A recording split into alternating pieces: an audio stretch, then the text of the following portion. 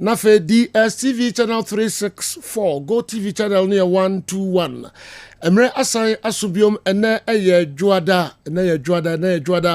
Enti ebe transit juada mo nim say weekend no ensema hodo esisi e wa godie mu nsem amanone ene efie e bobo ni nyina no nkrankra na de ebro sa dwumadi eso. Otianka live or Kessben 92.9 Accra. Samsung DSTV channel 364. Go TV channel no ye 121. Emrason. Money entra kopim say donko ebebo. Breaking news ye peja imu ana omoso transit yomo de no abrayen. 0551599933 0551599933 eno WhatsApp line messages bit me afaso abrayen 0244263902 0244263902 and also a WhatsApp video line with me the messages afaso abrayen and renaso yebeko Tony Montana ho na yahwe nsema hodo ekoso ewo amanoni Australian Open no aba ewiye Jacksina sina okay emun sensem emade no san na ekokosi ye we ni other story Tony abobo no de Brian league match sa wodo koso ewo Europe ene miamia hodo pi incident a esisi mu ni nyina Tony eyi major ones no e de Brian and sana transfer stories ni ade na oni nyina ka ho awuram e de club news ahodo enso Brian na fi ya ba Africa behwe the course ewo Africa yemrante ewo ball amanoni nyina no omo sensem kakra enso ewo ha Ghana Premier League games enso ekoso weekendi Kumasi Asante Kotoko akọ dislodge eye Gold Stars efrisoro amasese omo aka occupy top position no number 1 yenhwe the Kotoko so betimi de akọ. All right. We any other results any major incidents as you see DPL no mu abobo no krankra and so the Bremo money and try for the beka ho na bibia and so NCP Montana the Tony Godfather. Hi. Voice no mess struggle ba omo bu akra. Oh yem fa na sa emuye. E tell me ndaro. Emuye pa. We the me dan me dan kala. Everybody color Pro Max bow. Refi du Ghana. Hey. Kala mane. Na kala na meni mindano meni no kasa obi ante nyonko de. But me who said the end is serious. Kala de ya. Kala. No se kala de okay, ndi wan kasa kra oti de okay. Wan kasa wo ye ko no. Oti. Osi mama change phone na bia na phone. Every phone bia. Ko change second phone dey bobo. And I'm so on fan to no on type do person card.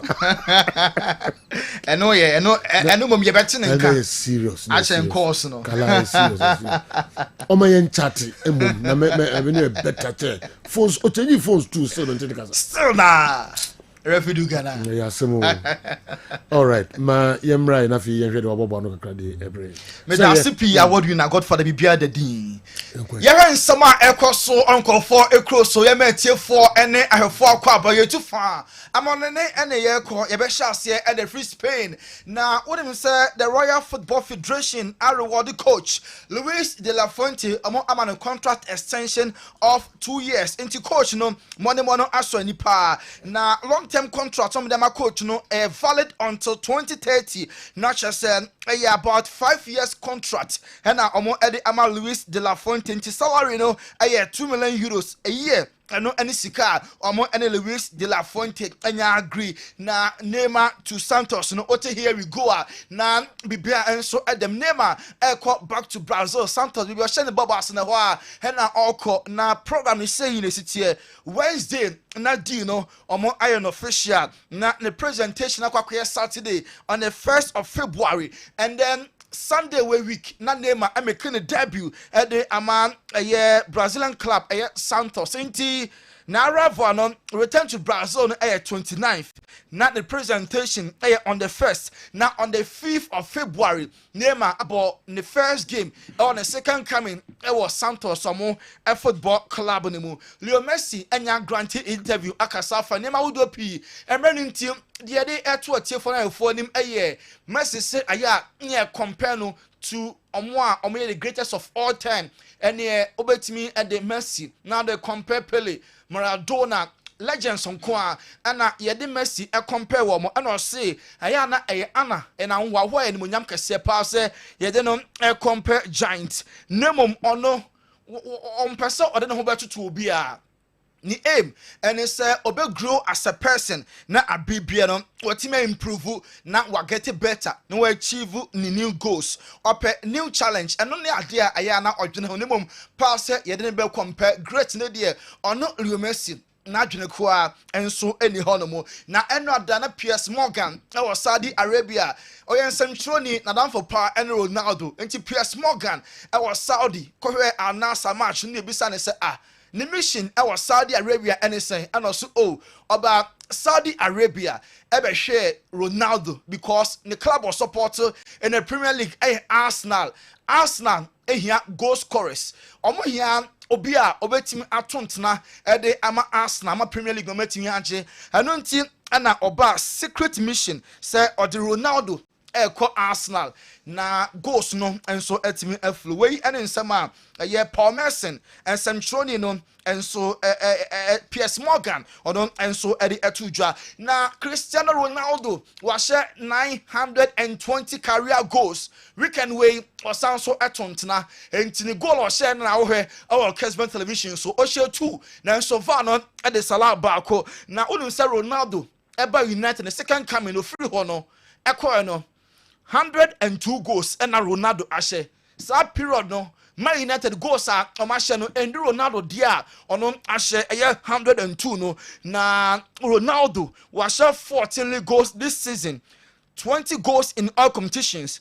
84 goals for Al Nassr 25 from Kwa 4 goals and Ronaldo ashe na all time league matches our bono any goals our channel 561 and on club goals na o kind of clubs our bobo ni nyina so a ne goals no and the national team no okeka kampoma edu 920 senior goals and Ronaldo and no league matches on goals 561 na o the club other club duties keka ho dia na just was 785 goals into Ronaldo goal now share ne eno adano na wo hwe our Kessben television so ye wa anasa the main fans say Jose Mourinho enya fa Anderson Teleska the free Al Nassr okobo our Turkish league no ama Fenerbahce do you know and so complete enti afei na omo announcement say Anderson Teleska okobo the ama Fenerbahce our Turkish omo league no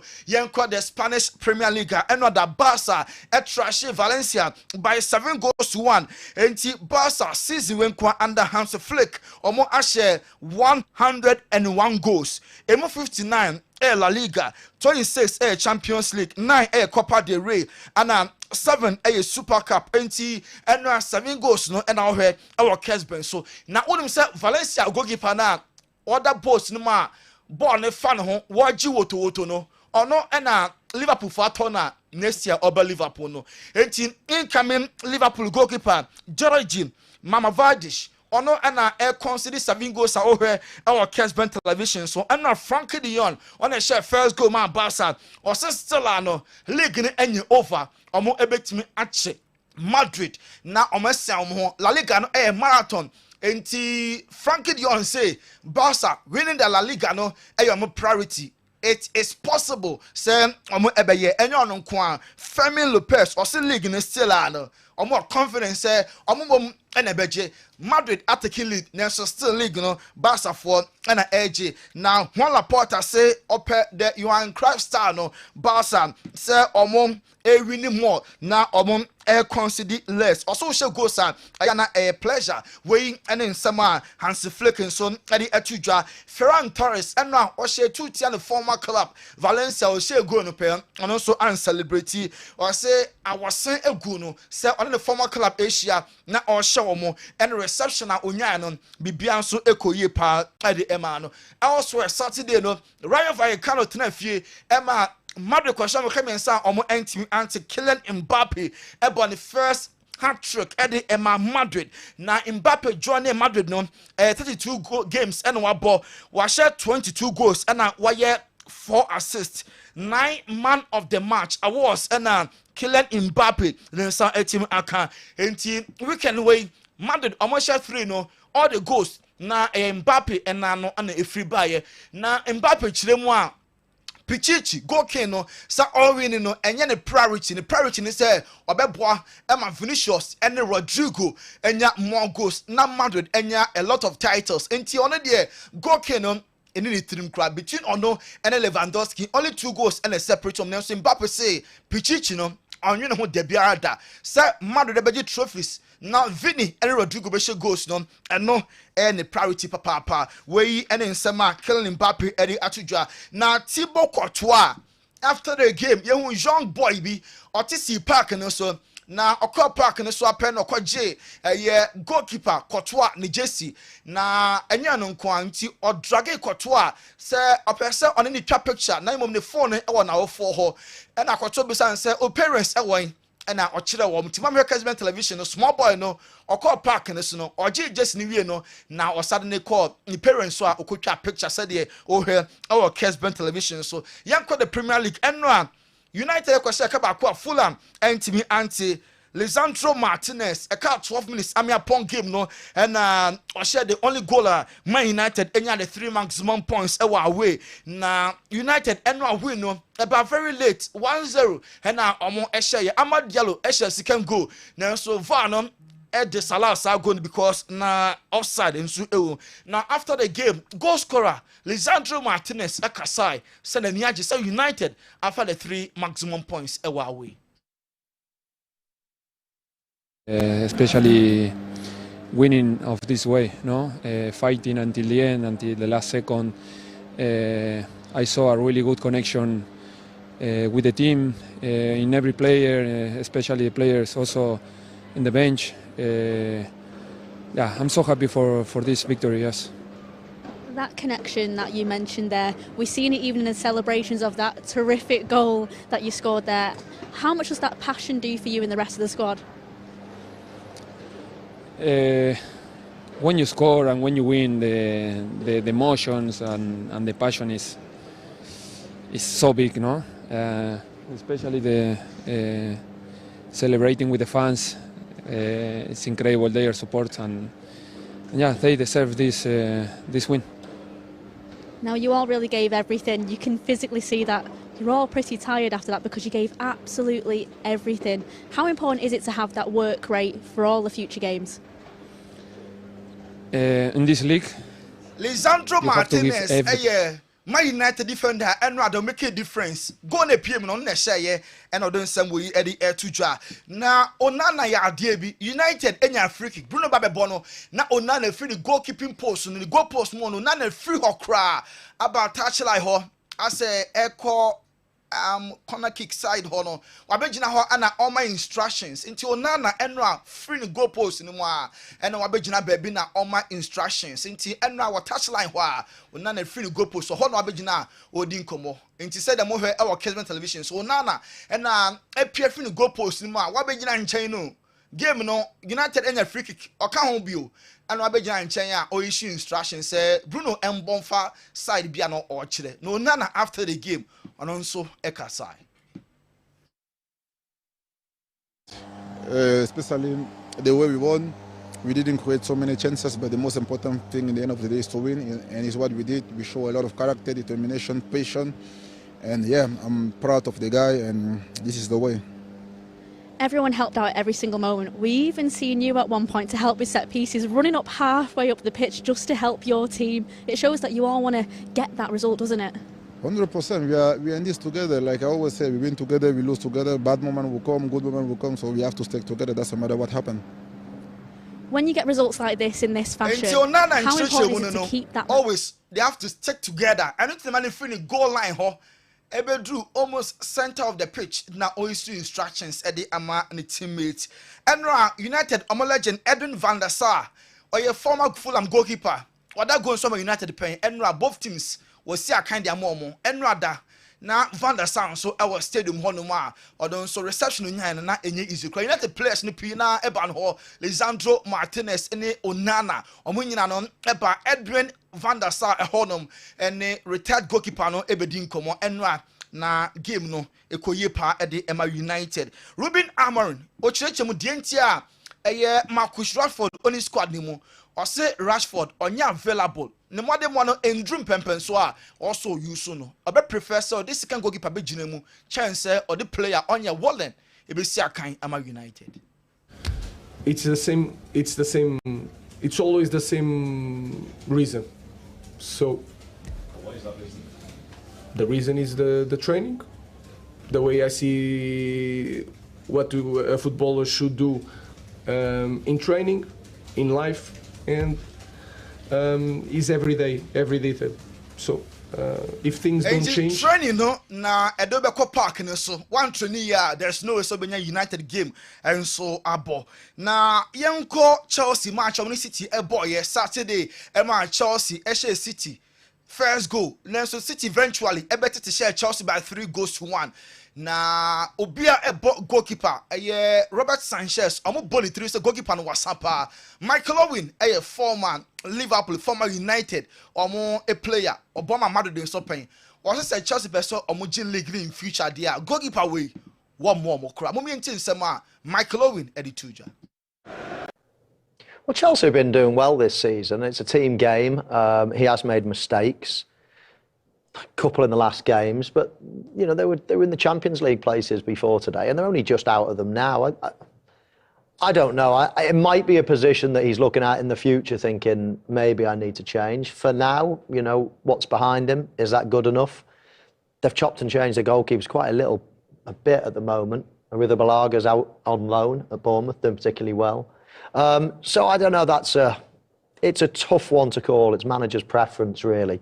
But it might be a position if they want to win the league, which they obviously do in the future. Sa goalkeeping position no, omo nti omo ne hwe ho na omo ehwe ne ye. Claude Makelele nso enra na oye pandit ose Chelsea omo hia shield obi a te se ono obama Chelsea ne mfimfin adwuma no obi obe sai ho Chelsea enibi Makelele kasai. Yeah, I think they do a lot of mistakes today defensively.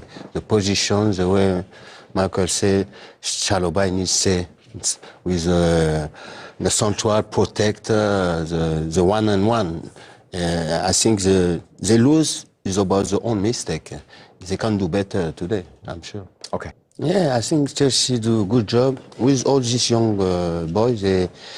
Way Claude Makelele, former player, Emma Chelsea, and what's in Canon, Yanko, Liverpool and Ipswich. Liverpool winning by 4-1. Cody Gakpo, Otuntanam, after the game. Cody didn't seem to just the Ninja passer or she goes or Anfield.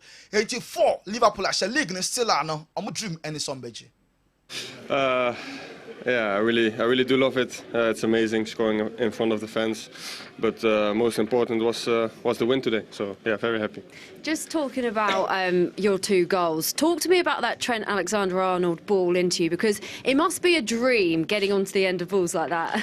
Yeah, I think everybody knows his quality. He showed it a lot as well this Liverpool season. Player and I would see now in the life all Kessben. So Arsenal shall come back 1-1 rest anti anti game so new. Na at a point na Arsenal numerical disadvantage omo the red card red card no ehon SMP Ricardo Calafiori na a free bench ebe share sad decisive goal no enti sa corner kick na Arsenal for nya nkwakwahye no counter attack na Lewis Skelly koye foul na boy ya ohi e wo Kessben so yellow card and I say red card referee Michael Oliver death threats in Aquano, so I'm a Premier League issue statements say Omotanachi and maybe a boy a dream.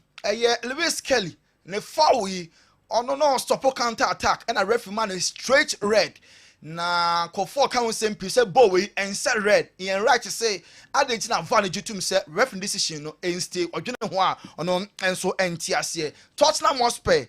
Fans no enra Daniel Levy omanfa no hwanche no kra almost 24 years wa pamo 16 managers waji only one trophy emena so mu change. Ironically when him say 3 managers are thought and pamo omo before this coach omo ya de pa omo various leagues na uko Italia Antonio Conte Spurs apamo ne pen on the dashro uko Turkey Mourinho other second and I'm not here first at that third Premier League na Nuno Espirito so Spurs eja ne kwan omo former managers ni nyina no boy juma pa God for other roman ko focus on nsem no we eso ana yegina na ye de asi ewo hanom. Okay, yegina so de asi na fe ya dan ho aba kakra bi mi kofa nkrato kakra free ye Daoud Hebal na so na me bape na me de aka nyina no ba beto amoso Daoud Hebal.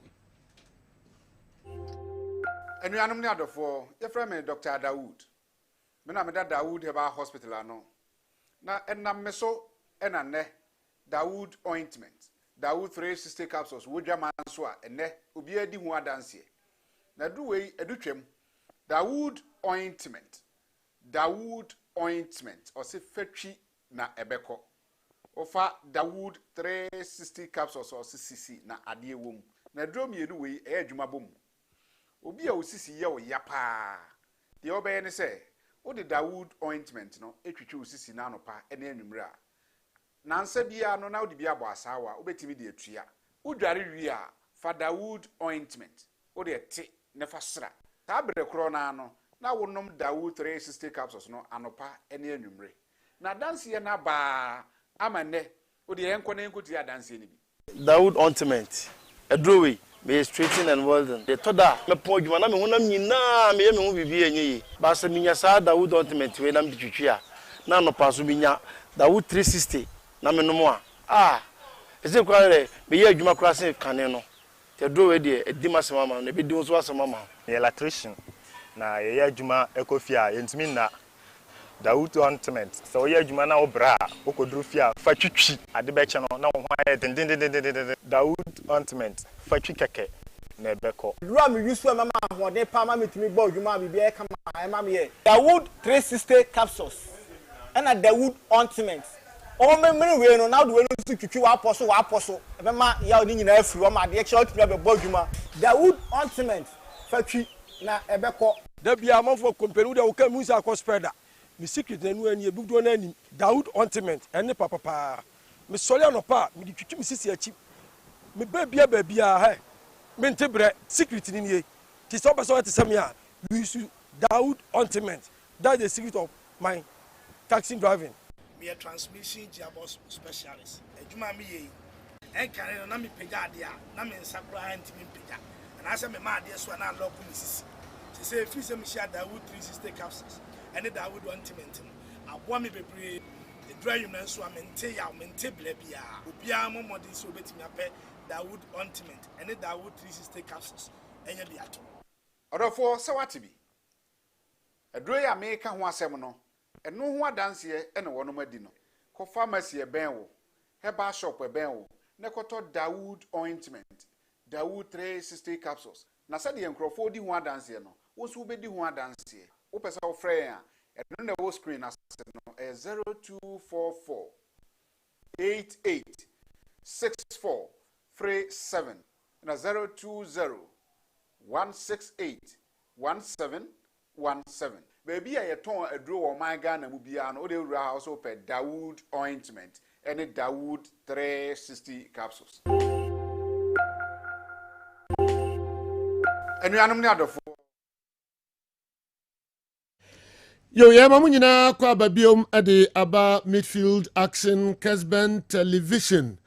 Afe bebie eye amanone nsam no emu kakra 05515 99933 Mfa mo messages no emra na fe yenkinkan mamu. Ye be cop centers no enyina ne akohwe de sisi ho. And now the message about him say Monday no ye capture a lot. Amanone ani efie nti no wa yentiem dem amayen. Na fe yetimi ahwe mmia hodo enso bebrebe. And league matches out of so ewo amanone.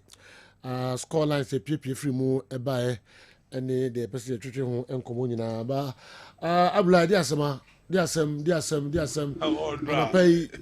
Joe wouldn't say no, ni je kase pa na aba. Say wo mfra buchira ba kotoko desi aba foforo ne friend THB. Ese utobi colors ni nyina. Yeah, na de kwa manone. Yeah, sana me no we kra me ba last 2 years na me to the koye. Okay. And no na me nya stadium me nya me size no. Nti me no ma kasa ba e me hwe kwa me fa so me nya colors na de akọ. Yes, na de akọ. Because of we hear say kotoko e kwa na ye nam so e ni je kase asem kwa na ye de nam so no me ko hwe perform kotoko perform omo ball no mo performance no through too. So encourage you too much. No ni je ho pa. It was too good. No I'm not game my bob no game my win. Both teams ni ya de ba. Now me feel say kotoko mo kwa hwie ni na kika on true stories are yetete ba. I think ball no mo boy no and deserve fans na ye de call park no so. Nti I see kotoko supporters no ye try ye ni hwe Kumasi Sports Stadium kakra na ye ma ya attendance no kosro na ye ko encourage ball no especially captain no Joe and no me hu ball and coach no I mean cohere the matches that I know me call your match our boy from 1 to 11 boys na me Dr. Prosper Ogum. Yeah, but not people I'm for complaining say your last match I bought before yesterday no performance no was so check but a strategy. Yeah. What you say and the coach Nuru on the coach former Kotoko player and the coach start team. So I was so impressed. So me catch Kotoko supporters say we should wake up. And no I mean loving senior Ali Mardona you didn't come kakra. You perceive a bit Kenya circus no before Sebe die Chiako. Okay. So we need to go and support the team. And Ra boys doing fantastic. Too much and Ra. Wow. And then we hear results no be aye kodaye na then that means say your way forward brati so sisi to me here so na you continue like in energy easily before even the end of the season the musimu here nyina otumfo ayamamu.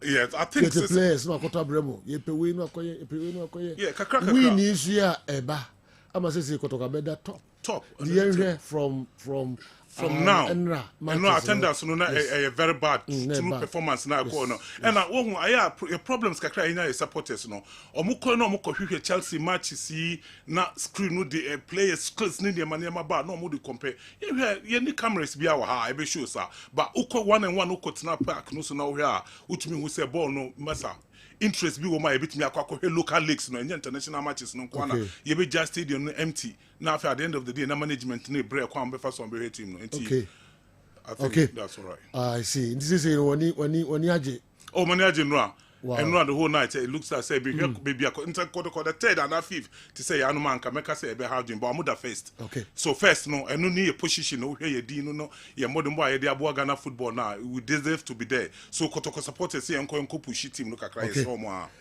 mesa ba osubiom ba yenko ama no ne kakra emra Andy Jira Joda Sanko ababio Jason Fatabulayo Jason Fatabula pa so mo ana no mo form no tisi no wo dey atade bi aso mo na efe but Jason so na efe Ali a friend say Abulai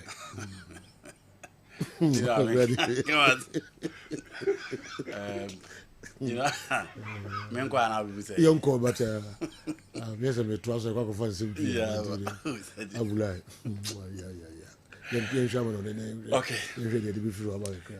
as usual games on your free Ghana uncle na fe yenya hoto kakra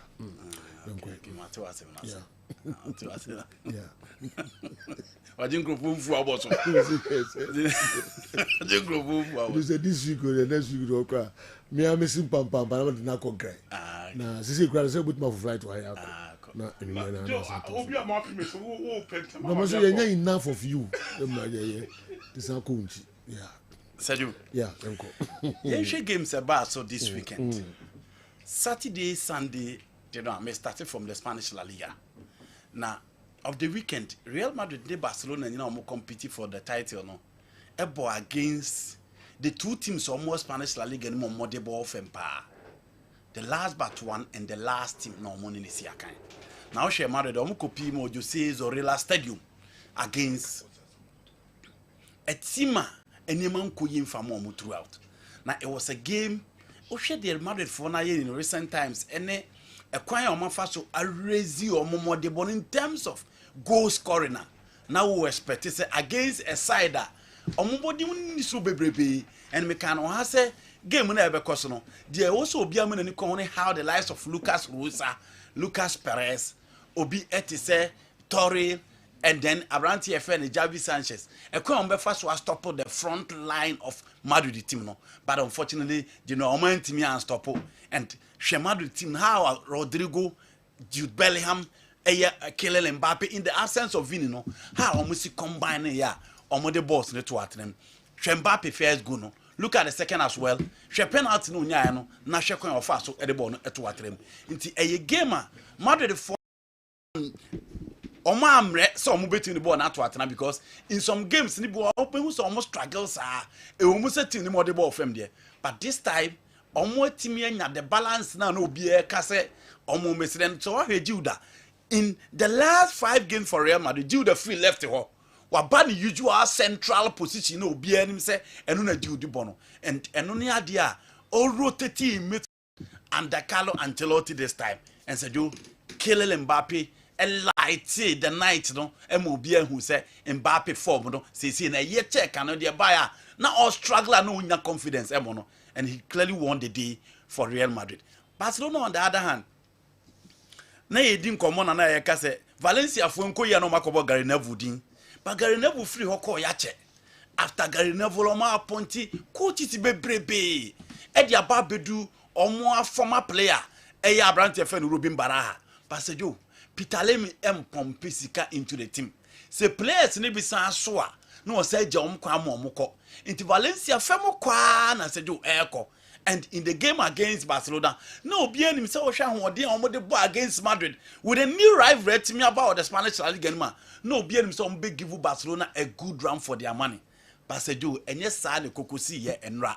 Unhu say Barcelona team no, they were too tough, they were unreal, they were unplayable. Now playing against Valencia no, the number of goals omudi go or Martinem, na different scorers omudi buy. Lewandowski for a long time, Yabonechia, Ferran Torres, Jane Feche, Fermin Lopez, Rafinha, and all the guys are. Barcelona a resounding victory. And in the last 2 games, she gave Omukobo against Benfica. She go to do a Barcelona and she said, against Valencia no, she goes to do a match. On a good day, the Barcelona team look unplayable, especially against the big teams. And this is in Sawasha. Apart from Atletico Madrid, the Omulusu to ATM, no, said you all the big games, Barcelona team modeno. Against Valencia, Roma almost 7. Omo Bayern 4. Omo Madrid 9 in 2 games. And you know, she acquire Omo Faso, Ede Sevilla, and so it me Faso. Inti Hansi Flick team na Juma na kabidia because the pace Madrid the day corner no say, but Barcelona team do on a good day look unplayable. Antonio Conte gusu ye Juma. Now chere why ne modebo so any. Now a game against Juventus. Juventus when you almost shoot, especially on defensive backline no, say the city. But playing against Napoli, now she Napoli so big game some about this season. She come fast to coach Atlanta in Bergamo. And against a defensive lion, now no nyeshi bebrebe no. E wo musa Randa Colomwani, on making a derby in the Italian Serie A benya go Edimetima, your friend Juve. But you know, look at the comeback from Andriy Zambu Agiza, and who else again? It is Romelu Lukaku, and a Onya penalty, ultimately shared by 2-1. Conte team now will say the pace Inter Milan de Bananoche, and it is all person ko wanimudia. Then the big games no games are also team man but the boss and you know omo team win by 2-1 against the old ladies of Italian football. We a goal no from Randall Colomwani, the first game for Juventus and Onyan first goal no. But I need enough omo ebetimi at the City my friend in Napoli. For AC Milan, you can only praise them for the comeback because against Parma in the last 10 minutes of the game, no beer himself Medana Lusu. But look at the comeback Omunyaye, Abraham Modebeshe by 3-2. And look at the last goal from A.S. Samuel Chukwueze. And Milan, not a difficult game for them, but it a game no be difficult. But yeah, no dear. Now much say. At least if there was anything to carry the day, it should be AC Milan. And said you Milan won by 3 goals to 2. And she will be to take Christian Pulisic. You know, he's one player who is performing very well in the Italian Serie A this time. English guys now you know and for me, if there is one player apart from Rafaelio Yebeka in the Serie A no, I think that Christian Pulisic deserves that kind of accolade. Say to the Premier League. As usual, Chelsea and Manchester City game ne baso. Now after game no Oti and Sema Bibri Eka, Robert Sanchez and Yane Die, Claude McLean former players in Muhia Shield. Obiso Kasem attack near very weak. Chelsea a story in general, a story at the BA ye carry. Nansemna ye kana department be important. But your department be over Genoa. A important baby. Football a one shot yourself. So one shot yourself into a name you. A crime first was to go in Hokine, and the crime first was to go. Into some Mikasa, then the department near the pan or the pool. Any pana or bobo on the shadow. And holding 2 areas are very, very important. And said you. So here Chelsea over reliance on Robert Sanchez after signing 8 goalkeepers. Na be Chelsea near ready. Say baby or more fans. Any nipe what did you Chelsea team ni was or move team the team na do don be draw. You know, this is a team that have seen Peter Cech and Courtois. And they've declined to the level of Robert Sanchez. And said you the team no on the field of play no. And now dear say so person will compete a goalkeeper way and more that confident to compete. Chelsea are first goal. Manchester City about game no be, which is very normal because obini master na Asia. Na the master na was no or did the same star now Oshia from the Hono or the Kwakoshiano. And you don't expect anything different. But at least the errors are akos what Chelsea team no say general. So oman prevent here baby obi apeso omudu no mundu and one area and Amaka say goalkeeper Robert Sanchez consistently the errors no general is unpardonable.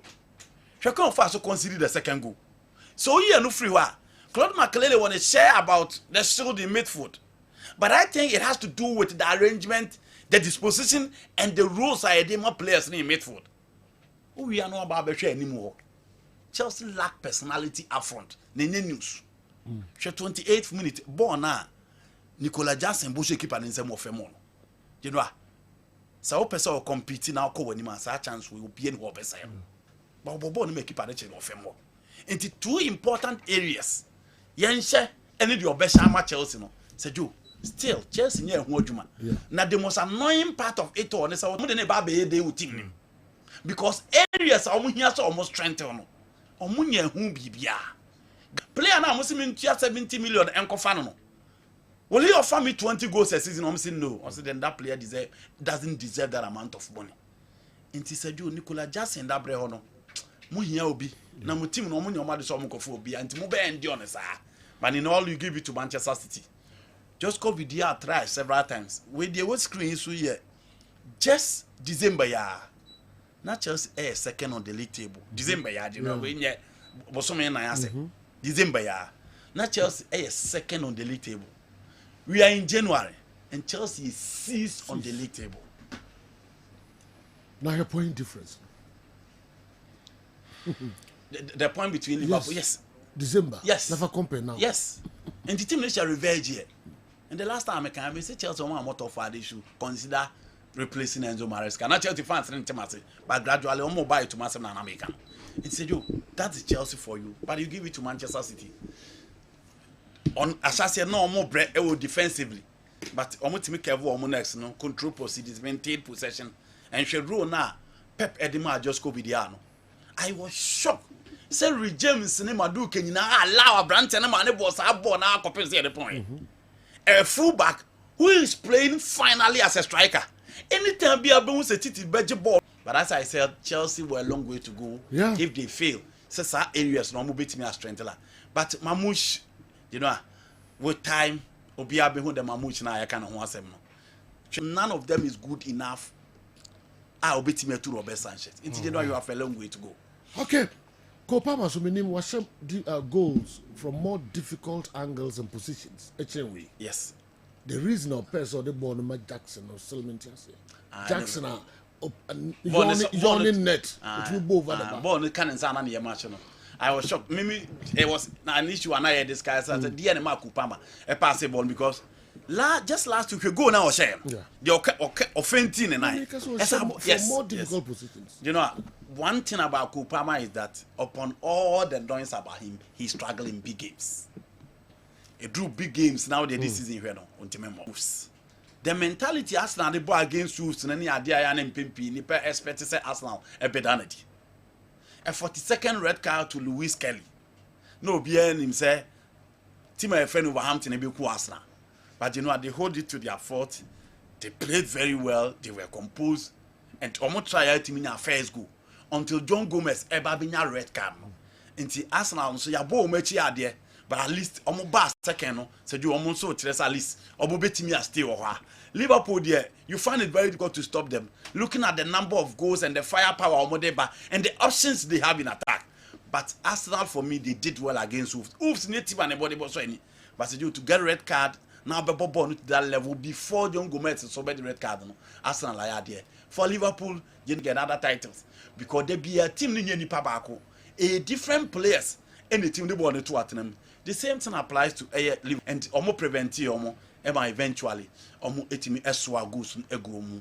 Manchester United yesterday you know it was a game and then Jeffrey omo nsem but United that character because ball and full am born the first half no. The question I was asking myself and I said Man United and Casada Bay and omo betimi enya players here. Born omo bombe imposed to opponents omo a big team that them. But in some games unyanity said the opener because in the first half it was Fulham, Sasa Lukic and then Serge Berge controlled everything. Bruno was a bit struggling in the central midfield position. Ugarte was okay, but in the final third, one and a bit me Miki Amens and Odiama. But in all you give it to Lisandro Martinez. Since a year coach your friend Ruben Amorim by on so Adiaba called the can game and say Oban anymore. Ultimate the ball to at the man ultimate assist. Okay. And he realized that Ben Leno in a good position. And you know Bob now. The ball at Watana. In the final minute, no being himself full and better can because boy no move on but the small boy from Manchester, she come fast he born in free line so na general. She United the Queen come fast so any second goal Eddie from Aye Amad Diallo. It is Sergio, that is it for the weekend. Okay. And I think United did very well. So maybe I'll answer question. I'm not about to cry in this year. My patrol land is a research town anyway. And Andy Kem wrote on his Facebook that he's gradually giving up on Hansi Flick. I want to know if he's still giving up or has changed his mind. Relation to Manchester United and for Coach Ouattara of Accra Hatchfolk, I will still say he's not a good coach. Patrol land is a research town. They would Abraham and so I don't know. Hansi Flick. Now you say gradually. Who giving up on you? Still I don't know. Valencia league na yebon na omone last but one. Okay. League na yebon is. Who na onye hwi. David. Mameni Dr. Edmonasa eni nkomo kakra. Me ba afi Dr. Franco Daro and so ewa ha yene no ebetwetwe nkomo na fe yewura other areas. Na ye de home community nyina enso Abremo Awa Mohammed enso ewa ha nti ono so ye no ebedi enkomo Ghana players omo ebo ewa amanone awa megidi pa se wo omo nsempi enso ewa ha plus nsama udi free Africa enso bebre awa yes se wo omo yes for the first time NSUA match in the league go this season. Okay. And it's Nyama for Olympic Lyonnais. So Sergio Koba, Ebehim, and Antoine Semenyo Sergio. Position, the performance, okay.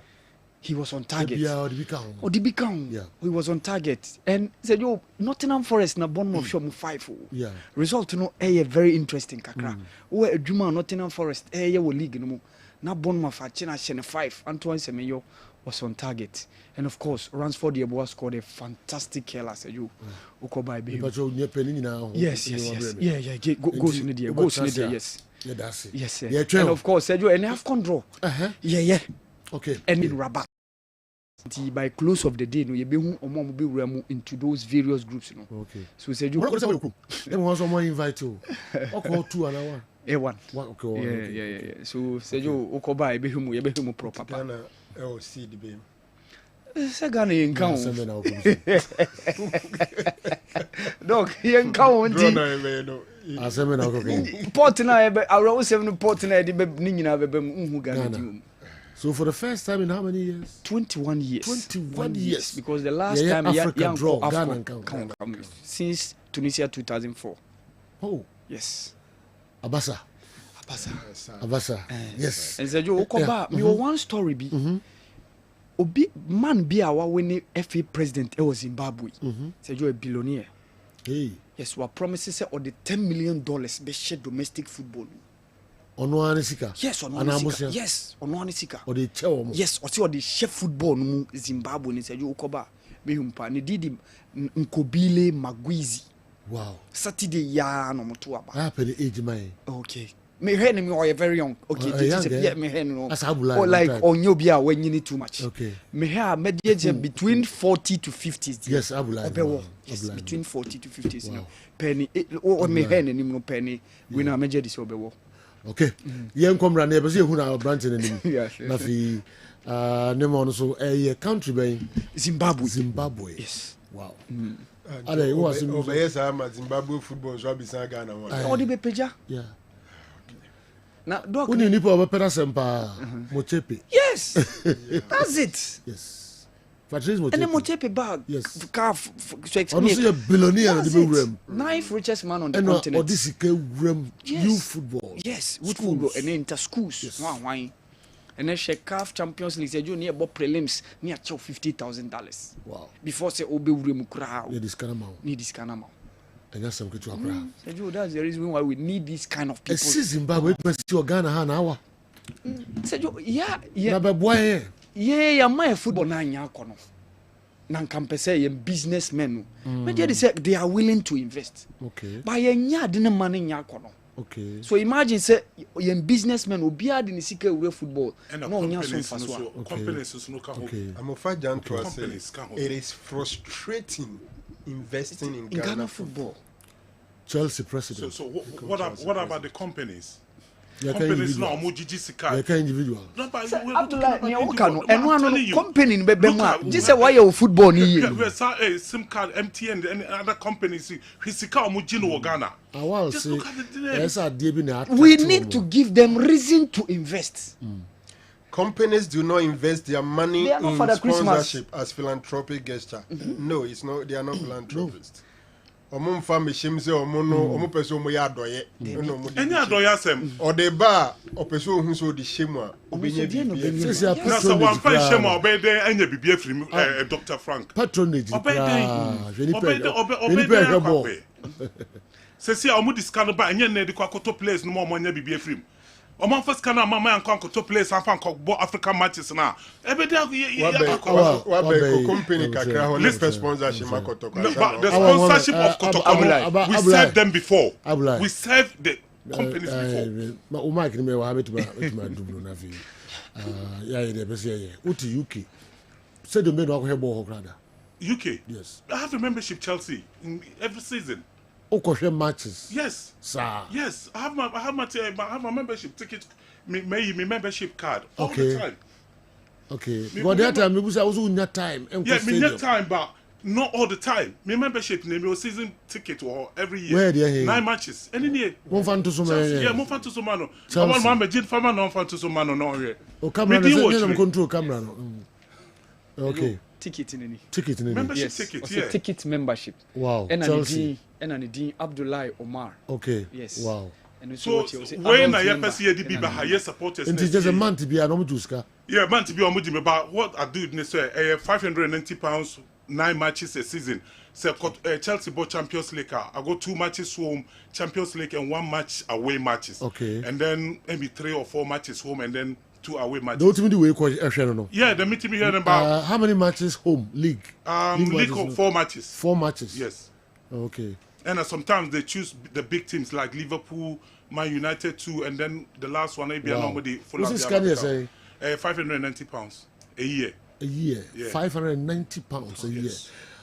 Kotoko de Okrumano, uka ho you remember? So yeah, BTB. No, yes, of course. Asante Kotoko de na wahano friends Fabu census. Fabu census. But I'm telling you today, say, Abia and Rana Miti say, Kotoko ye card ye raise fans. Yes. I didn't know about it. Yes. Because of advertising is here. It is a affair in a year bum. Okay. Advertising. And before so about Fabu census, no. Yeah.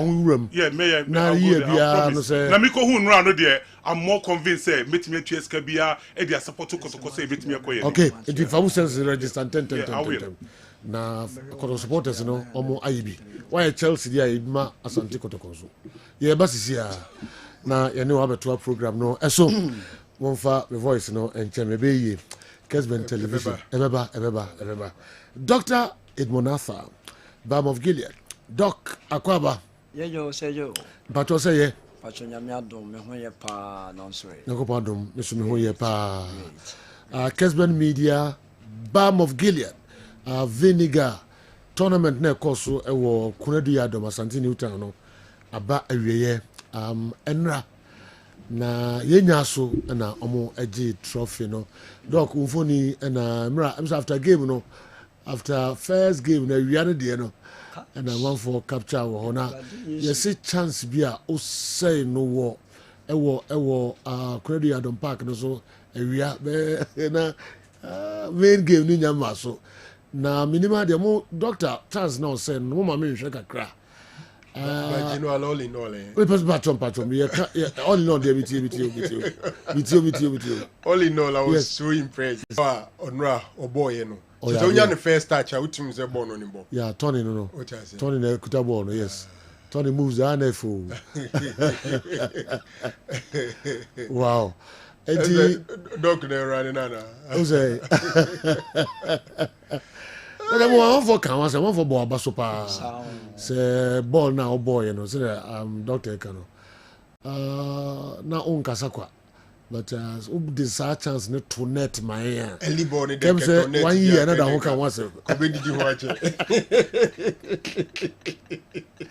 o de yen kasa kakra de duru ha o Tony want man ni sa o say o think to net ko be just e ko say radiation oh my god every local service so e be the game na ko in the match final game no e won sem bebre ebeba baka crabby on the course and rano wow impressive ni nyina na te say e so jo mpacho me da se de kan no ye de yame ase pa se enu a wo ti wi mu ma ye na from the one you can say organizers and we team collaborate here me are successful and in fact me who dreaming wow because now that was the first time I matched that full-time match afternoon okay and it was so excellent afternoon you know be a display in the talent and mommy who say and near my chrome ha okay say nyame ye ya dompa na ye koswa to so abwa ebema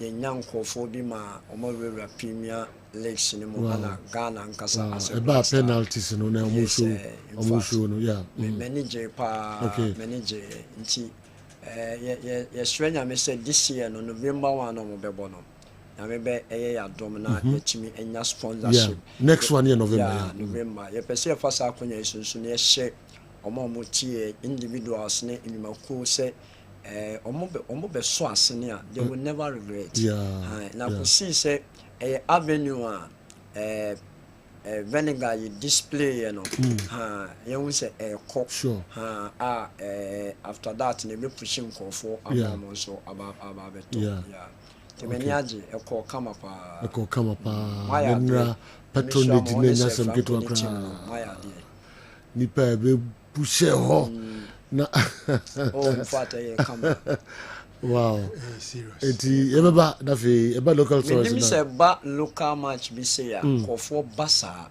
na minim da na onim da okay na minim da and attendance in the normal capacity and was so now from quarter finals it was around that okay attendance na bibia okay and national police presence no you must yes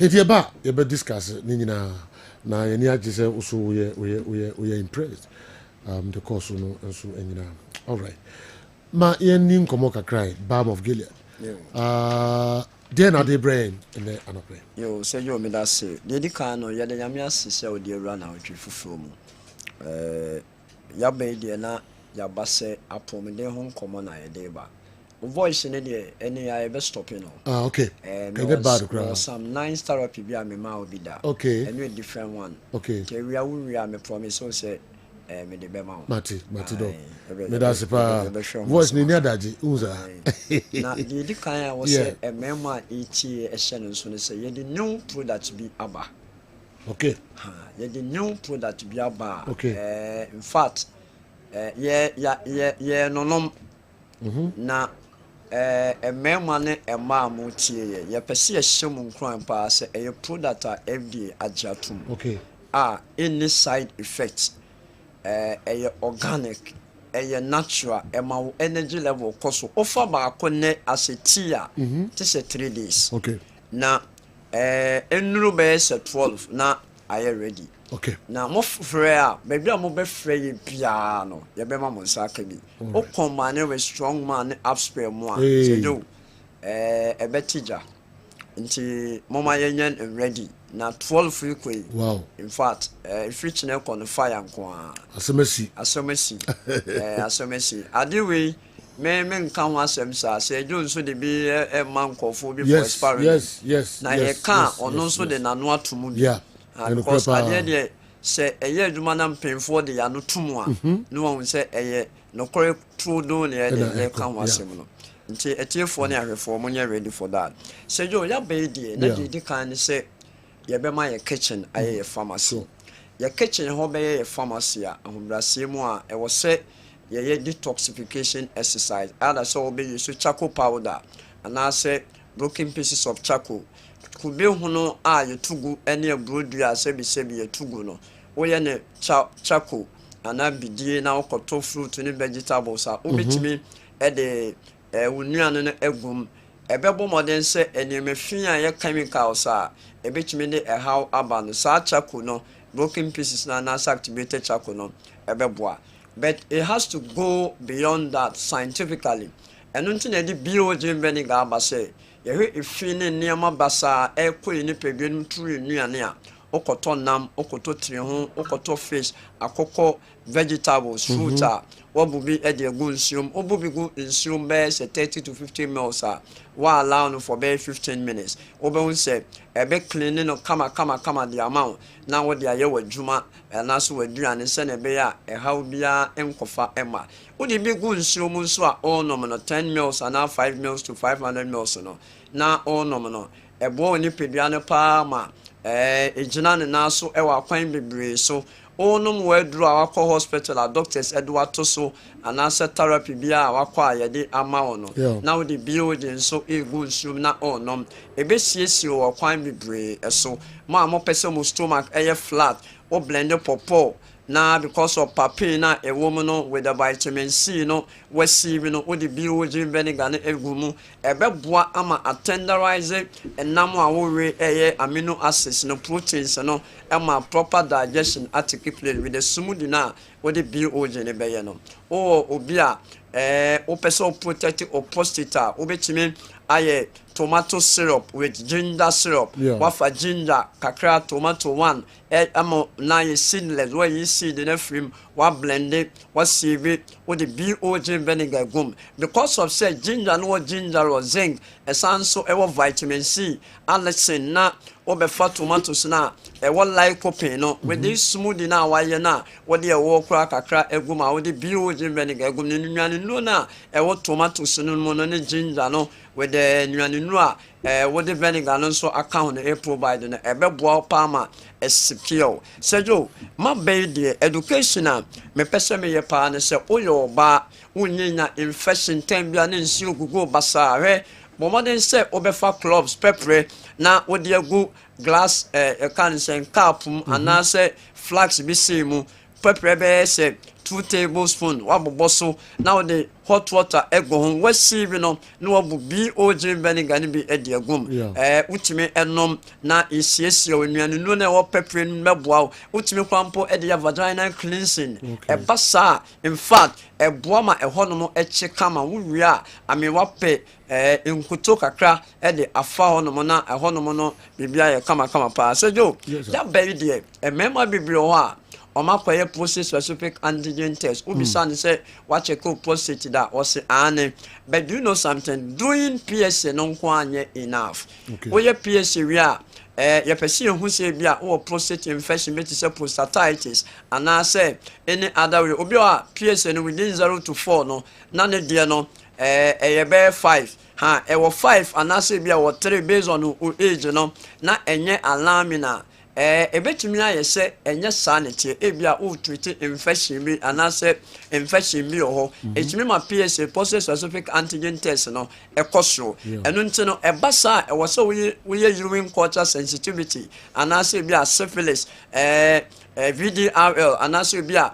wobɛyɛ gono ne chlamydia mo ne other tests ɛbɛkyerɛ sɛ wonni infection bia ɛba ne saa deɛ you can go ahead and say so no sɛ me prostate me age 40 na sɛ me PSA 5 deɛ na it means say bibi na ɛkɔ so then you go ahead and do the best therapies but when your PSA we are deɛ nka ɛbɛboa pa mo ho the exact volume or the exact size of a prostate no scan imaging nti wokotwa abdominal pelvic scan na ɛno no ama hu sɛ wo abdominal area no sɛ na nneɛma teɛ fa ɛba wo pelvic area no nso a sɛ na wo prostate wo bladder no ɛteɛ yɛfrɛ bibi postvoid ne nkyɛ sɛ wo donso wie a donso dodo a ɛka wo bladder no mu no ɛyɛ significant a ɛdɔɔso a ɛkɔse for donso ntɛntɛm frequent urination na yɛwɔ prevoid mebɛ donso no sɛn na ɛwom ɛno no bɛtumi ma hu saa nneɛma no ebi kora na wɔ bladder infection ɛyɛ cystitis ne nyinaa no ɛbɛtumi ama hu nti sɛ woyɛ bɛrima na wo donso ntɛntɛm a mɛmpere wo ho ɛnnom prostate duro bɛbɔ mmɔden sɛ wobɛhu ade no baabi a ɛfiri ba aha ne wohu anamɔ nso woto sɛ jo yɛwɔ ha deɛ yɛhwɛ HbA1c ɛyɛ glycated hemoglobin ebia woyɛ diabetic patient me diabetes na me wɔ no mefa aduro higher dose of metformin maybe 1,000 or per 1,000 anwummerɛ manoma for years but deɛ na wɔsɛ meyɛ wɔsɛ me bɔ mmɔden sɛ mɛyɛ lab bi a yɛfrɛ no glycated hemoglobin na ama mahu sɛ no from October, November ne December anaasɛ for the past 3 months ɛwɔ wɔkyi no what are the amount of glucose anaasɛ carbohydrate foods a mɛdi a break down ama me sugar level no within 4 to 6 no sɛn na ɛdu nti akɔba so wɔyɛ glycated na ɛfɔle within the range na record bɛyɛ 8-7 a ɛhɔnom na ɔsɛ hu sɛ no metformin a mefa ne 1,000 doctor ɛwɔ sɛ mefa no 500 anɔpa 500 anwummerɛ mekɔ m'anim na after 3 months masa kɔyɛ na mehu sɛ within 4 to 6 aba 5 no then mefa no anɔpa ɛnsɛ sɛ mefa no anwummerɛ nti wobɛhu sɛ with the lifestyle therapy no wobɛhu sɛ wama wo sugar no astabilize a ɔmfa duro ama ɛnkotwa wo damage in terms of complication ɛne deɛ keka ɛka ho yɛkɔ deɛ na baabi a mepɛ sɛ mede ɛnde ɛyɛ lipid profile cholesterol test obi ho a obekwa koye ne cholesterol na bia ne LDL cholesterol no enenam 4 na ne total lipids no enenam 6 and 7 ebasa wano no mu no sa I'm telling you say enye duro ne to cholesterol so obi ho offer the statin group badia ba ko a ema cholesterol koso eye stress adwendwen sikasem adwumasem awaresem how be brave nti se won nom those atovastatin lipid or question money those no na wan nyem bi antito how be so on sikasem one mark competition a ebia obewie school or so or university or so oyese but ebia wa hondi ni ntimi o makwa yi ma pressure ne results yi kwampo ankoye sa ebasa emu adwendwen emu how emu we na ofam ebe cause hormonal imbalance wo bonso wo cortisol level adrenaline koso na ma liver no se jo udidi o when you deal amount 80% of cholesterol cholesterol no ana vitamin D eboa ma ne ye adwuma cholesterol na ma ye hormones a distinguishing from ema androgen and testosterone progesterone follicle stimulating hormone other ones count and ma ne ye adwuma even bow eboa for digestion cholesterol na ma ne ye adwuma eno nti se 1 to 2 adwendwen so 1 to 2 nyama ye na wo ka se wo nunu nuro sa ebe ha adwene nti na say ofen kroma for apa pemu o the hot water eguso no obubi ojin vinegar egum enkroma no mucilage no ene pectin na ewom no ebe ma wo cholesterol level stabilize what your lifestyle o ko enim no obi say doctors are started at no so nti oba asida house premises ha blue ana Mr. Martin omo ho omo be mo nsa ka gallon ni bi 300 cedis near the 500 ml no ba ko e de achew kwa 500 ml nankasa 40 cedis obefa 1 liter na 75 cedis okwa Accra Asida Towers mehwe mo Accra ni na so wo awoshi so wo himfa danso man la pass ni himfa mo frɛ numbers na wo screen so ye be directo ye de obi ho number be ma na makwa tobi mo tamale ni nkronkro ahodo bibiri so mo frɛ ya ye be ma mo enya respected people la mo nsabiti maka bi numbers no 0539 86 38 0539 86 38 and I said 0240 51 21 71 0240 51 21 71 so we are ready. The only place make us a bra na yemwa unya a half front kahon e bamon gila yo the cabin yene enja hotel na next Kumasi and opposite Accra West Legon pe and you baby aso West Legon takwadi anaji yene anaji choice smart and the twaso said yo yene confanachi for any sister station na screening no KGT ano e da omu nyina obiase ene mo support kese pa modeta yechi na mi sha mo bibi pa mi sha wonso ye da se pa doc o kasa dem say o kan cortisol level abulai ba num I don't know uti UK uti cortisol level wa ba num ndi I don't know there 2 seconds bi catch mani who say cortisol level no and yet the I don't know uti approach what's going on abulai Madam Kakuma can you cry my woman? Who doesn't come to out? No, that be but man, the level, man. Yeah, offer cortisol. Over the cortisol. Okay. Every day. Cortisol, marker, determines or stress level, cortisol, a stress indicator. Okay. Until if you are stress on psychological, physical, or be our medical person, which marker say, let us test your adrenaline level and answer or cortisol level. Okay. So cortisol is elevated and our lipid profile, no LDL cholesterol or total cholesterol cholesterol because liver and cancer we do when you do about 80% cholesterol. Wow. I see. Doctor, that's it. That's education now the amaye. Abulai say what you want to say. Yeah, Martin wants to say. Yeah, but also the amamo doctor Edmonasa numbers no the two Jana mon frefre amaye na moni omo eni enkomo. All right, our Mohammed Transit Sanso and a doctor Franco Naro and so Transit na ya biebie nsem no mu kakra e de amamo. Our mamimra ho tentem na menhwe. Sergio. Ene around 7 say ene ewo Mohammed V theater. Yeah. Ewo Rabat.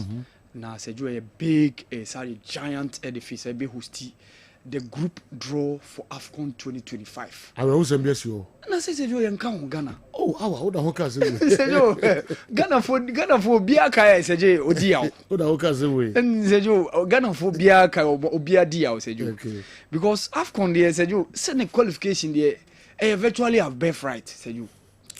Yeni ho yanka de ho no. Sergio enu ne man ye ya no. Enu ne man ye ya no. And Sergio Yakshe AFCON ase from 1957 3 teams shase about 4 teams ebe do 6 8 Sergio ye tinimu mane ko 12 and then of course 16 and Sergio for the first time in the 24 team AFCON amo gada no Sergio yenka ho. Okay. Na performance no ne ekosi ne man ko ba sa ne de na obi ehu. You see coming events cast their shadows. Monsieur Beto Anam from Edikan. Yeah. Edikan who how our performance at AFCON have been. From how consistent we've been in terms of appearing at least semi-final between 2008 to 2017. And of course, 2019 acquired around 16 experience. Unfortunately losing against Tunisia after post-match penalties. And of course, the last 2 AFCONs here are quite dry spell. For 2 consecutive AFCON, they win a game. And Sergio Mania. So Sergio, who heard the trajectory of how the performance no air course who are ultimately say sinitiase. Say ababe do mra ye qualify the next stage ni say be do say yentimi qualify bium. And Sergio and only ade abisi so. All right. And Morocco are hosting AFCON, which was 1988. So you Yentimian qualify. This time around, they are hosting it again. Yentimian San qualify. And Esabe Shia said the last time Yentimian AFCON, the tournament was staged in the northern part of the continent, which was Tunisia. And said you and also Yentimian qualify. And Adina Babedu say. Niemani yen and say yebo qualification no. Na yebo against teams are. Two of them no more born home away from home. Omo mono omo home. Due to Sensem Sudan, due to war, Niger, due to say omo stadia e wo omo mine no calf engine to say omo mono nti e say somebody game no pay abonten. Na ni nyina say jo we couldn't get a win, even a single win in all the 6 games yabo. Say jo no na man koye arewo se. Na say jo 24 teams na pimu. Ka man for yemfantus near airport one no. Alright. Say jo we hurry member na ankasa. Morocco host nation. Senegal last but one champion 2021. And of course, Egypt, Algeria, 2019 champions. And of course, Nigeria and Ivory Coast. Sergio, this sport, the last 3 AFCON winners, Sergio Ubiaum. Okay. Pot 1. Doc, Ohema, the last 3 AFCON winners, Ubiaum. Algeria 2019 winners. Senegal 2021 winners. And of course, Ivory Coast 2023. So Wemo and a former the pot 1. And of course, Oko pot 2, Sergio, Ehonom near was Senegal, Senegal, Cameroon, Yewo Mali, Yewo Tunisia, Yewo South Africa, DR Congo, and then of course Burkina Faso. And Sergio, Wemo so in as much as champions in shade need this sport, no, they are also performers. DR Congo were in the semi-finals of the last AFCON, Sergio.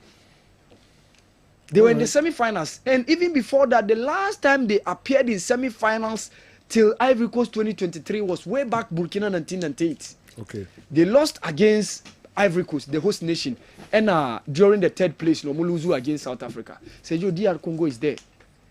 Cameroon 2017, they were also champions, and they are also there. For Tunisia 2019 AFCON, they were the 3rd. They were in the semi-final, losing against the Nigeria in the 3rd place game. Yeah. And of course, Burkina Faso 2021 AFCON, Cameroon, so they were also one of the semi-finalists. So when we now saw them perform, and of course South Africa and the Hugo Bruce have looked well refined. Obeform national team no improve since 2000. Nigeria co-host here, Sergio, not South Africa. They so boy PM was semi-final. But the last AFCON, we saw them in the semi-final. Only losing against Nigeria. No quite post-match penalties. Okay. And almost post-match penalties. It defeated DR Congo in the 3rd place. So almost and a comprise the pot 2 no. Oko pot 3. Ehonom ne Gabon, yewo Angola, Zambia, Uganda, Equatorial Guinea, and then of course Benin. Yes, Uganda. Almost returnees into the tournament. Almost where port no. In the last time they appeared was 2019 Egypt because almost the subsequent tournament until this one. Angola were quarter-finalists, Seju. You called Ivory Coast last year. Yeah. They lost against Nigeria. And they were one of the best side during the group stages. Not money Mauritania, money Burkina Faso, more in the whole group. And of course, alongside Algeria. They defied the odds. And they reached quarter-final, beating Namibia in the round 16 before losing against Nigeria. Ademola Lookman Kauta almost setting. And Angola did massively well during the last AFCON. And you know, among qualification, Sergio, they were the best team in our group during the qualifiers. So they are also in portrait. Equatorial Guinea, Sergio, after the group stages of the last AFCON, they were also one of the best performers. Shadi Amodi, Ivory Coast. Can you say Yamin Kwa, Ghana Eco Luzu, Zambia Zuko Luzu, Ma Ivory Coast, back into the tournament. Check what Equatorial Guinea did to Ivory Coast. In the last group game, almost 4 Sergio host nation. Wow. They know that Didier Drogba was Tistan to know Sergio. No, and Equatorial Guinea were one of the best performers during the last AFCON.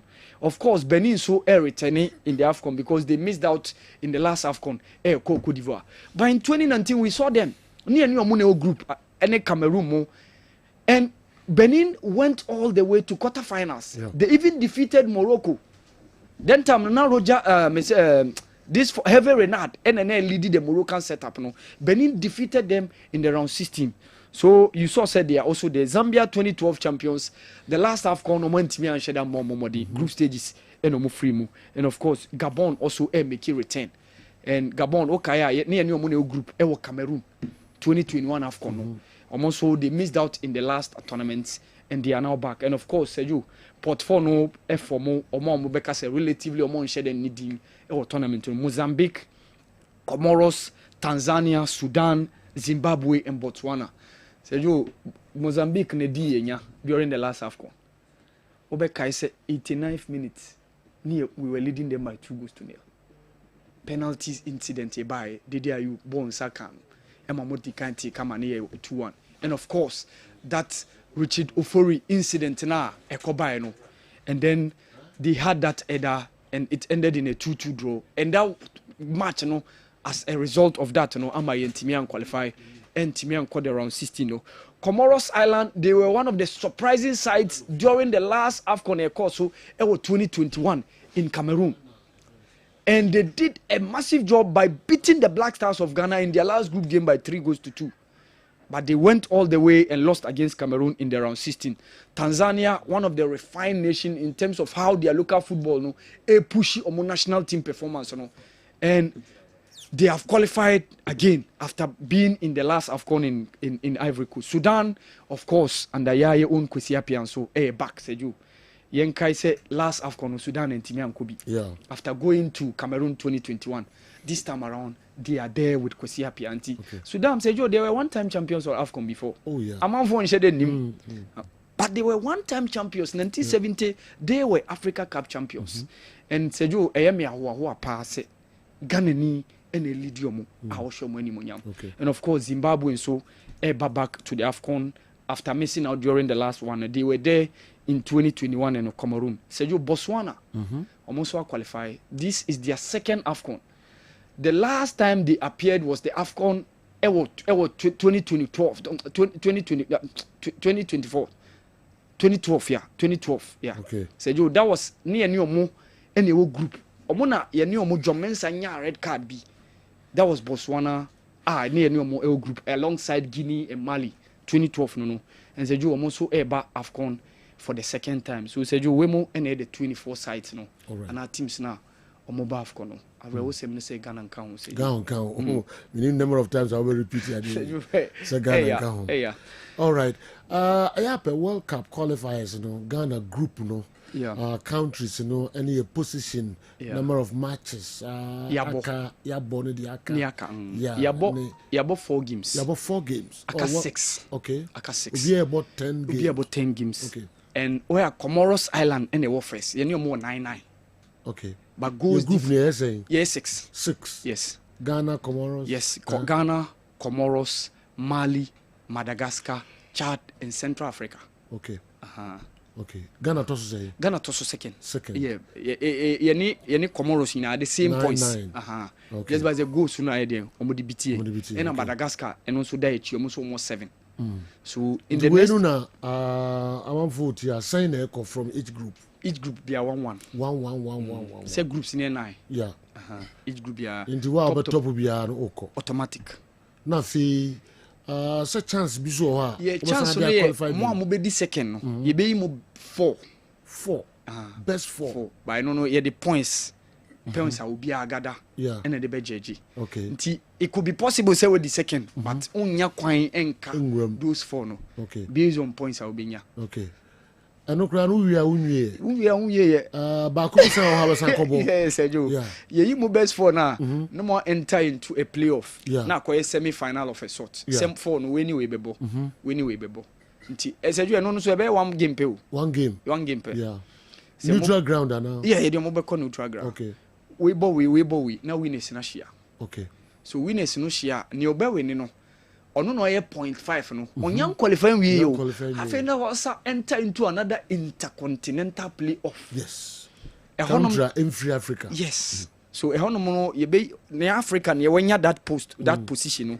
Any one from Asia, one from CONMEBOL, Brazil mo side no. And then of course 2 from CONCACAF. No makwa ko remu. Near you 2. Okay. Ti omokobo a best 2 na be free no. Yeah. No more day. About the 46 teams no. Okay. How much qualify already no. Now from the 48 teams are. Enti 9 dey automatic. 9 na say 1 ba be ka ho no ma aye 10 no depends on no be brave. Yes. Wow, enti no person you safe and one say we top. Just top your group. All right. Young other stories. So you na make about na make about that millionaire na we winning e was Zimbabwe Football Association or elections no. Out of Nipa 77 or more to abano say you unya over 60 votes. Okay. And Onona Medical can say also invested $10 million in domestic football of Zimbabwe. All right. Say you a millionaire. Yeah, all right. Yes. Pages. Nkobile Magwizi. Okay. Nkobile Magwizi. Wow. Yes. And say you are 46 years or 46 just around 5 days ago. Just around 5 days ago. Uze na Medical can say me hen and no between 40 to 50 there. Yes, me when him age now. I mean, go for him find determine age be. Yes, you ntwazo. So and they are happy kakra. Okay. We are be able nim kakra be simple. We hear him say more 20. Oh, yeah, more be 25. Me remember be 24.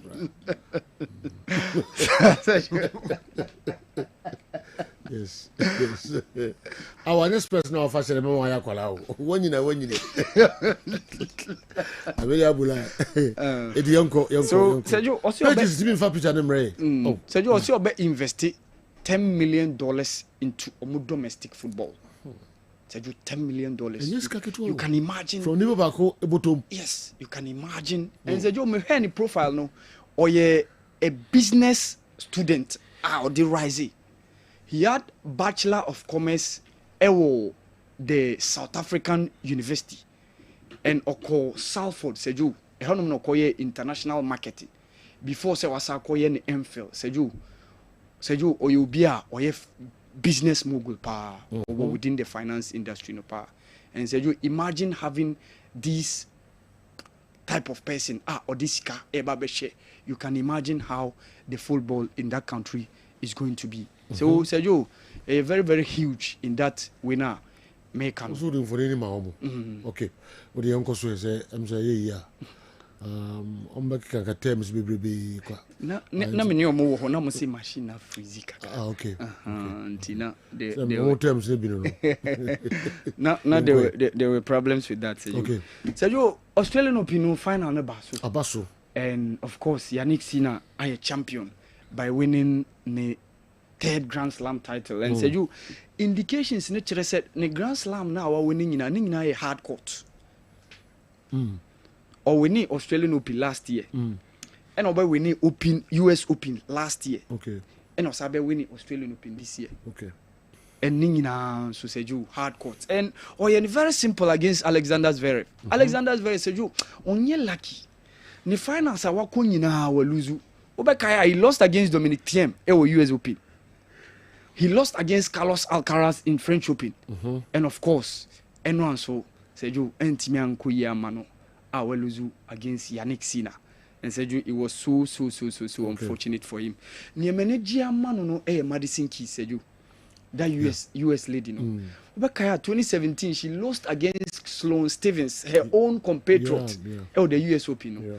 And now among for say Arina Sabalenka Bayen is so simple, so easy.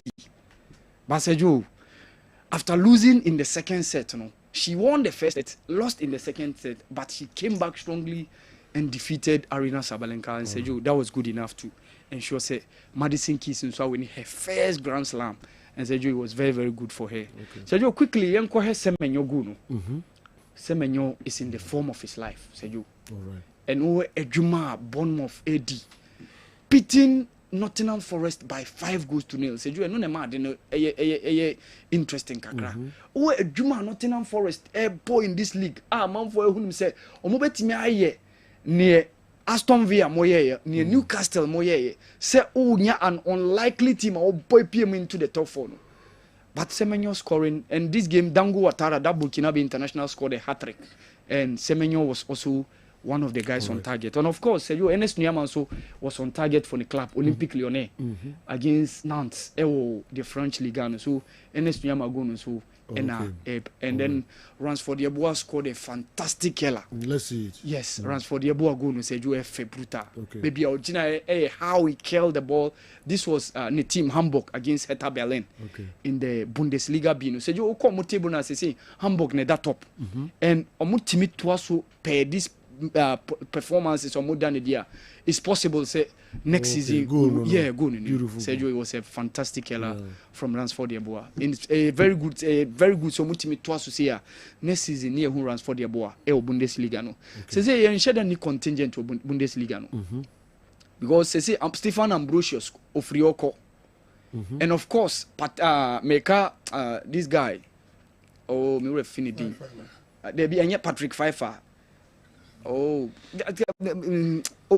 Otoado friend no in Nigeria bebono Christopher and also Schalke but Schalke drop it ako Bundesliga B. So say you need guys in the Bundesliga no. So it's very good say see Nyarans for the Boamo etimi bopie mu in the Bundesliga now say you a very good pass be hunu Awal Mohammed mama many currency ventures in nkomo kakra bisimanum na yantua jumadi no so Kessben television Kessben 3.3 Kessben 2.9 Accra those mafia and a begu group who have always had their parochial interest in mind before the nation will go the extra mile to discourage affluent and well-to-do people who have the interest to invest in Ghana football.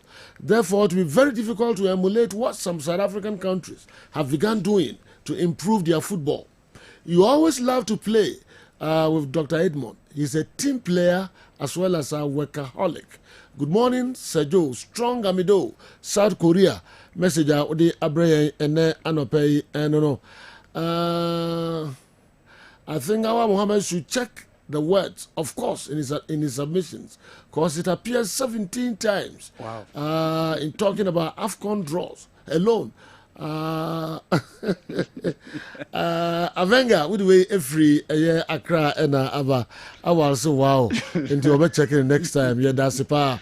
Me call Sikapa Methodist Hospital Leburaso or say if that trip by Louis Kelly around Wolves' own penalty area is considered a serious foul play, then there will be torrent of flats of red cards every game. Michael Oliver was too harsh and quick to issue red card. I agree, it was a bad tackle, but worthy of a yellow card. Arsenal must make an appeal. Considering Antoine Semenyo's performances week in, week out, I think he isn't getting the praises and accolades he deserves. Mo Kudus was lauded more than this when he was performing well. If we qualified, Anka Yebewo Port 4 pair. Sikapa Methodist Hospital we Abreye. Meaning Kelly na in a trip no say bet me ahwe kakra bia na yato so de amamo okay wait a friend of sympathy the Baba or the Free Pantanesson School. I really miss you guys. You guys lost but you are back now. Keep the fire burning. Please send my greetings to Andy Kem and tell him Shatter Movement we did together. All right, also the Abba and no name say digital no more shall say enjoy. Yeah, papa. Me call next one, please. Why have you stopped showing a home or being junior? Anyway, if we Kenya say Kumasi and the penalty red card now referee show Arsenal fans no so many new home crowd. And yes, I actually no. Doc, Mamma Hoka Crabby, Carissa Guinea ready. My Mahoka Crabby Nafi, Yamfa de Akano, Emre. Awa is looking at people's faces and giving them age on his own. Aqua Wepa, then he is 16 years. When he is 16 years after, I also watch his face. Spain Boga saying Dekra. Spain Boga. Say you Papa Nini. Papa Nini. Wow. Me heard the Medicaka say Obewo between 40 to 50. Okay. Me okay. Like yes. I was emphatic on that. Okay, now we are right. Yes. And I'll call here 46. Yes. Oh, okay. Yes. Okay. Wow. Me heard him say. We heard Bibia Osiskani pa. Wow. What's your friend say? Nkobile Magwizi. Nkobile Magwizi. $10 million. And now they are Zimbabwean yes, football. Or win and also the best or the best. Wow. I think we win your more FA elections on Saturday ya no more to abandon say. Okay. Maminko currency go ba Spain boga. So I small commentary na oko sentence na. And no also gakope. Yes. Yeah, no. Mene di komo say. Okay. Yes, Spain boga no. Oko commentary na man ya. Da bia re do de ko. No, yeah. Ufin kran eko suga kope no. Commentary na oko en say nyo no nkwa na na eko. Na ohuni po de ko Spain boga. I see. Diana me say pictures here na amfunya. We want me say on one champion. Oh yes, o me no twa we. On one champion. So trans ni be twa we say e be do abedu me ya. Tamatino bi di breme. Say Spain boga no yes man so later. Hey, me dey pay into my power. The oba we fin cry and the coast sugar kope. Match no we e say nkosan na ti no die. Spain boga. Center biari do de ko. All right. Mama yentu aso. Currency Ventures. Eben that say Boko pass you. Yeah. Abla mra na ye commentaries na ka ye ko centers no. Yeah, na na bien AC. Bien si. I think say that offer so kind. Maybe what I do there make bien si. Not me card there ba ko. Bien si. Because said that me call one of the sentence be na who be some say na why na bear me na why na ejina me hold who tie voice be different. I saw something na me titi be abulai. All right, there baso igida ka ho na djuma no eye kama Springbok ga wo de koso go ye the single offense TNT na man ni ba ko. So so be aka ho. No I had double. Amen. Sergio. Say yeah. Boko pa the general. All right. Yintiwe. Sergio, medase ewo akunya ode amami na mede enchia sonko free currency kaso ye emagana for ahwefo ne atifo nyina. Sade dada ye ba ha no pa ebe kai wo mo ye nupa ewo dwa so a ye frɛ no Zahara Mixture, Zahara G capsules, Zahara Man capsules. Ene hindi heba mixture no.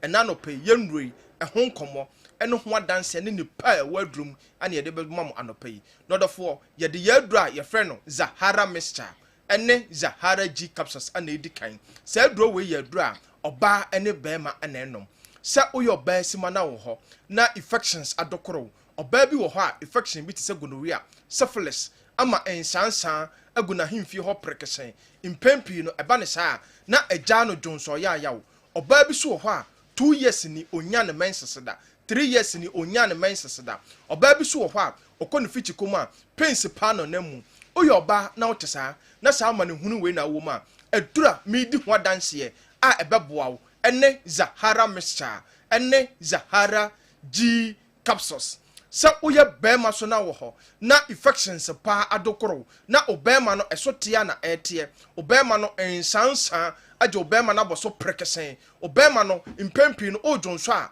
na obre na ochim ansa na jonso no etimaba bema bi so ho eba ne sa impempi no ubonsa insufita pa na efiri ni bema eba oye bema na wowura tokoro boni mu no what inamu yare bi tse gonorrhea syphilis na hawadwa bema waduro eye ba kope Zahara Mixture ene Zahara G capsules odofo bi so ho a impempi no wadwale awie no na ne ho keka no nketenkete na yese de bibi ane nam ne ho no odofo otisa adura ebeboa wo ene Zahara Mixture ene Zahara G capsules sa aduro we eye adura yade ensuo no Zahara Mixture no ananom Zahara G capsules no so yodofo wo ho na owo weak immune system won ko de bia wa no phone yare nkete ana hawadwen odofo bi wo ho a ono nko 5 years ni wabɔ wa fa aduro bia ohun so sa yodofo so na wo ho na impempi no unya infections na ekɔ na ba odofo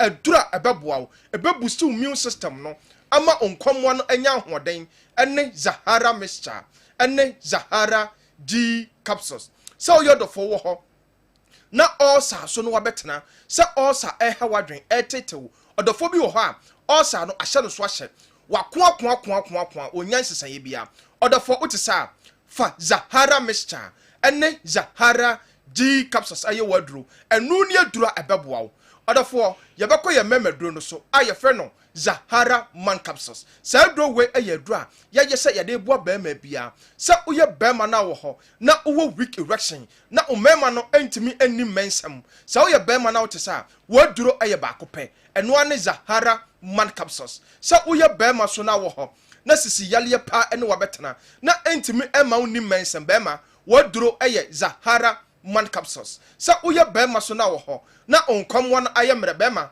ko ba bi etu waduro bia pharmacy shop herbal shop licensed chemical shop wo se wo pe Zahara man capsules enu ne aduro ebeboa mre ye bia wo ye bia no aduro no ebeboa wura wontirim aye ni nyina ade afiri ho odafo ye beko ye aduro ye fe no hindi herbal mixture na sa aduro we aye aduro eboa odafo bia malaria fever hanadwen odafo bi wo ha de bia ono nkwan na num aya nyonyono ontimi mpo endidi enye kama de bia na aposo eye ne ya nipadua no aye hyehye odafo utisa fa hindi heba mixture aye waduru odafo o typhoid fever na aye kranko etewo so na wa unhun sesaye bia no hindi heba mixture eduro no abasa ebeboa wo odafo u sugar level na etetew hawadwen no wo de fa hindi heba mixture faka aduro bia onum bia ho enu ne aduro ebeboa wo ebe regulate u sugar level no odafo bi wo ha impempi no adwuma oye no eden oye adwuma oja ho odafo uni problem hindi herbal mixture enu ne aduro ebeboa wo kwa store pharmacy shop herbal shop bia ewo Ghana ha wo se wo pe hindi herbal mixture odafo die na mesi ebia na bibi wo ha maboso wante ase anasa upendo bia ton freye sisi na beje so 0246 34 83 34 0246 34 83 34 0248 56 93 35 0248 56 93 35 other for said de bia meka no bambo atrema eye chen ayaresa bokitima eto other for men twen ma yare no embubu ema wonka dem ansa no wape currency kindu pa ye de abedwa so a ye frɛ no Zahara mixture ene Zahara G capsules a ye numbo ma ebo odophobia boost immune system no etu infection biase ene ye adu a ye frɛ no Zahara man capsules a ebo ba ma bia waye mre ene hindi heba mixture ene me se ope malaria mixture tatahwea ene sa aduro no odofo ye nupai Ghana ha pharmacy shop herbal shop licensed chemical shop bia ya top it ho na no maduro no bia obeya danse okay yes you that's pa aben currency ventures enrono eyenupa enti numbers no monfrɛ na monye nsɛm no pii nso emfri panifo no ho emfa enroye ho. Yeah, to also the Amamo Kessben television, Kessben 93.3, Kessben 92.9, Idris Edway, every is it Abidjan and Kwanta. Please, the GFA president, Mr. Keto Kreku, what is the problem of the game changer? Football, which gives people happiness, now doesn't do that any longer. God is with us. All right. The Ode Abraham, I don't know. I mean, come on, I'm here. The Ode Eba. I think Sir Franco Naro is part of the problem. We the unemployed graduates are suffering. Can you imagine a lecturer? He earns between 4,000 to 5,000 cedis a month, and a sports pundit, his salary is up.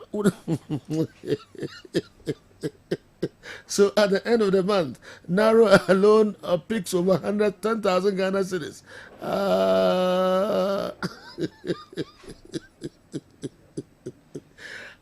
Okay, Andrews anyway, Ephraim, Bantama in the Senate West District, and Abba. Unemployed graduates will be home in Jumanye. Now, Rakika Juma Bosusa, or Nunkwa Eye, or say a doctor. Chris Hutton was sacked after failing to qualify from the group stage of the AFCON. What is preventing the GFA from sacking Otoado for failing to qualify for the same tournament Da Costa anyway if you go for radio and aba kwa Mickey at the local stories no ebe brain and chakra. We those in Kaswa are finding it difficult to get a clear transmission of Kessben FM Accra. This is because it's been interrupted by a certain radio frequency. Tell your management to do something about it, or to increase the height of their masts. Wow, at the pain. Kaswa high tension. Una the message we abreye. No se mpanifo no enso etie pa. Munye ho bibi emfama Kaswa fo no nso. Jo, sika ano enye nam kra no na any kontomre. Upon how Man City is struggling, Chelsea couldn't beat them. Amos Edway Efri Kumau and Abekan sa and Anapay. Kwa Miki Aye Kradwa. Omra na yenhwede ono so de brayen Spain Burger teases na wotro no enkosi hwe enti no ujai na de foforo ebeboa ye papa the boss Swag has proven that their award go through the needed scrutiny in the long service award. They picked Carl Tufor, Accra, Laka, Kumasi and Maxwell Usuteria Sunyai. This is an award based on merit but not mere populist votes. Boss, your recognition alongside Carl Tufor shows that you have distinguished yourself when it comes to sports. I'm so proud of your success and deserved recognition by a worthy association called SWAG. You always lighten Kumasi with your paragon of excellence, professionalism, and credible information alongside the wonderful and good brain sports presenters that you have unearthed and improved over the years. May God continue to bless you. DD, Akmodan Senior High School, amen and amen. Sikapa Methodist Hospital, Eburaso, Readyway, and so Abrayen. If that trip by Louis Kamsamadin can Sikapa message out the Abrayen. You mention other messages. Alaji Mahama Salia, if you're a cheap banda line, and so the message way by Alaji. Was it the management of Wenchi Young Apostles FC thank our vociferous team and supporters during our Bono Regional Derby game against Inshatreman in the Ghana Premier League at the Wenchi Nana Brifan Ketia at the 7th pack. We won the game by a whisker of our scoreline, and the contribution of the supporters in ensuring the victory arrived cannot go unnoticed and unappreciated. The game was a tough one, filled with all the attributes of a sporting derby. Oh, okay. By this victory, Young Apostles FC have gone undefeated in the last 3 games of the GPL, 7 points from 9 in the process. Is highly impressive and commendable. The efforts of the players and coaching staff deserve some recognition and commendation as well in these heroics. Alaji Mama Salia ono enaye kasama for the Emma Wenchi Young Apostles. Mamifa Jamsku the Enso Emra. Though I saw a clean goal for Baseke, and also saw 2 clear penalties for Baseke, which were disallowed.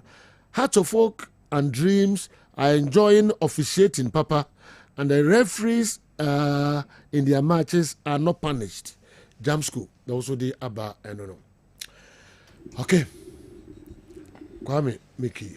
Yes, General. Ajiman Bedu, a former Black Stars player.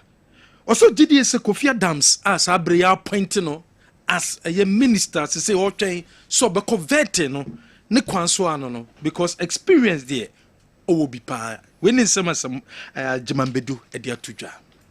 Well, that's the way to go because he's coming to work for the youth and especially journalists, footballers, and boxers, athletics, and all the people. So when he got the opportunity to be here, it's in the right direction. It's just too early that we can speak about him. He should go for his vetting, the vetting, and let's see what will happen. If he's cleared and come, then we see his aims and the ambitions that he have for the nation. And from there going, we can talk about him. But we wish him luck. He's a very tough guy. He's worked with Lawrence.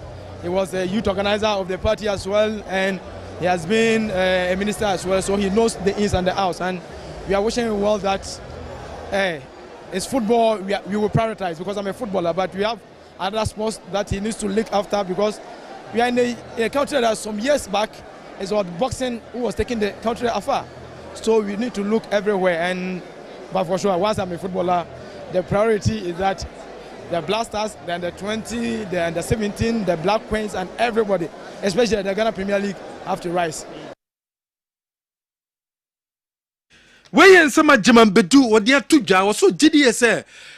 Sports Minister Obey or so share national teams in year papa from Black Stars eba other national teams no or share say betimi edi apart from no was also the two just say ogidi say or say Ghana Premier League no so minister etile ni no ma edi sika wuram say there be a Ghana Premier League no and so ebetimi abe kra behwe eno ne nsem a efa the sports minister enche bia no obeko vetting date by until the date by the betu dwam obi ehu da property a obeko akopie mu a veto Dr. Fred Ewua one also NDC omo manifesto no na kasama for dem omo wose ogidi yese Kofi Adams a president John Dramani Mahama wafa ne se omra be sports minister no wo minim denti omo fa no na emmiema wodo ma discuss ewo manifesto no na nuno ba be di so eno no ba be implement se de bia NDC manifesto mo dia baso mbemwa sports akonkan no ebetimi akoye.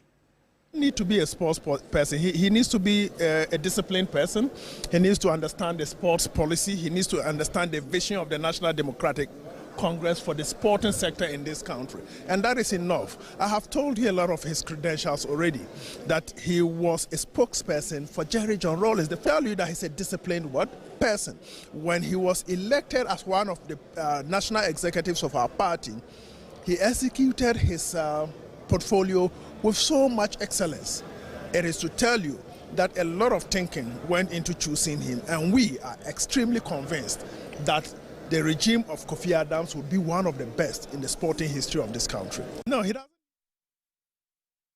When some Dr. Fred Ewua one also edia tuja yento so our Ghana Premier League matches awdono enso toja na matches na chase Saturday Accra Lions ehye mediama ekabako women team anti Legon Cities ehye bebie ni Gold Stars ekabako women so entimi anti Bechem United ehye Nations FC by 2-0 Brecum Chelsea ehye Vision ekabako women team anti Samates etnefie amomo ni Dreams ekoti penko women game ne and 1-1 Asante Kotoko and so Timisha Karela by a lone goal. Heart of Lions Tenefie Timisha Diana Stars by 2-1. Young Apostles Eshen Swatermai 1-0 Bazake Holy Stars Etenefie and it has a work equity penko. Woman game and day a year goalless. Obi Intimian for ball Antonio Quantrim. Say table no say and the Siakoye.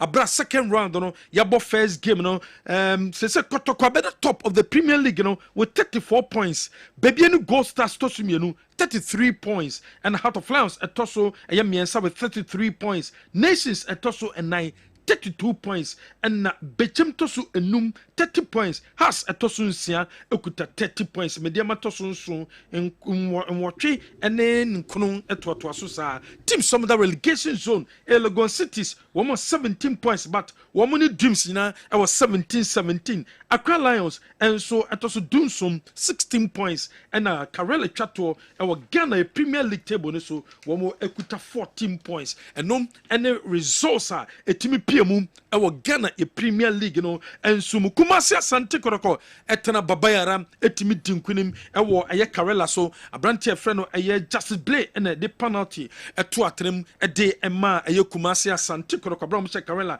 ekabako womentimi anti wo coach Prosper Netoguma de sembebre and the two dwa abra game no enso ba na wie was sabre odidi ese game a wo mo and Karela boy no Karela almost strong opposition na game no na a difficult game ye pa. Players, the backroom staff, technical staff, management, everybody, congratulations to all of them. I think, as you said, the opposition, they were very physical. They came very strongly in terms of tactics. They sat very deep in their own half, which is a low block. Tried as much as possible to make sure that they outnumber us in the middle of the pack. And they tried also as much as possible to always be first to the ball. So that actually made it very difficult for us to penetrate. But then in the second half, we engaged them and made them understand that we need to try and play a lot of combos tried to also stretch them wide so that the spaces that they leave behind them, we can use those spaces. And it was through one of those combos that Baba Yaya got into the box and then he was brought down. When you some prosperity gum, what the two jar, what's the crime fast? So that game in the second half, no, difficult year, Papa, and to muko dressing room, no, players, no, near training grounds, near training grounds, no, training ground things, no, and a place about player, and num so, and my, yeah, when we to me and your penalty, no, when you some prosper, nete ogum or the two jar. The way we created a chance came out of a typical training grounds move. It's a typical pattern that we've been doing our training. And as a coach, I'm happy that they've been able to transfer that knowledge into the game because the environment at training is different, and then the environment within a game too is very different. So for them to be able to transfer it into a game and then create a penalty for us to score and get the maximum points, I think it makes me very happy. And I think this will also let them understand that they need to trust whatever we do our training because it is more game related that we do our training. Where some prosperity gum coach of a Kumasi Asante Koroko what they a tuja a brag game no and so Ebanawi Kumasi Babaya Rasport Stadium and no any city Koroko one more celebrity ye papa come faso etimi enya savicino na ye nigisem and so Edema Kumasi Asante Koroko Bobo Ekono has a work and so bomode etimi dinkunim a woman game or boy Bansana no yem Kumasi Asante Koroko fans no after the game, in somewhat supporters, no, a day a tuja. Despite the fact that you show me one day, your players no among yadia, or mutilimu yomo de, ya overrate yomo, ya overhype yomo, I don't mutilimu yomo de. Uresiko moji, any opponent team players or mojia. One another sanko bobopa. It is a kotokono.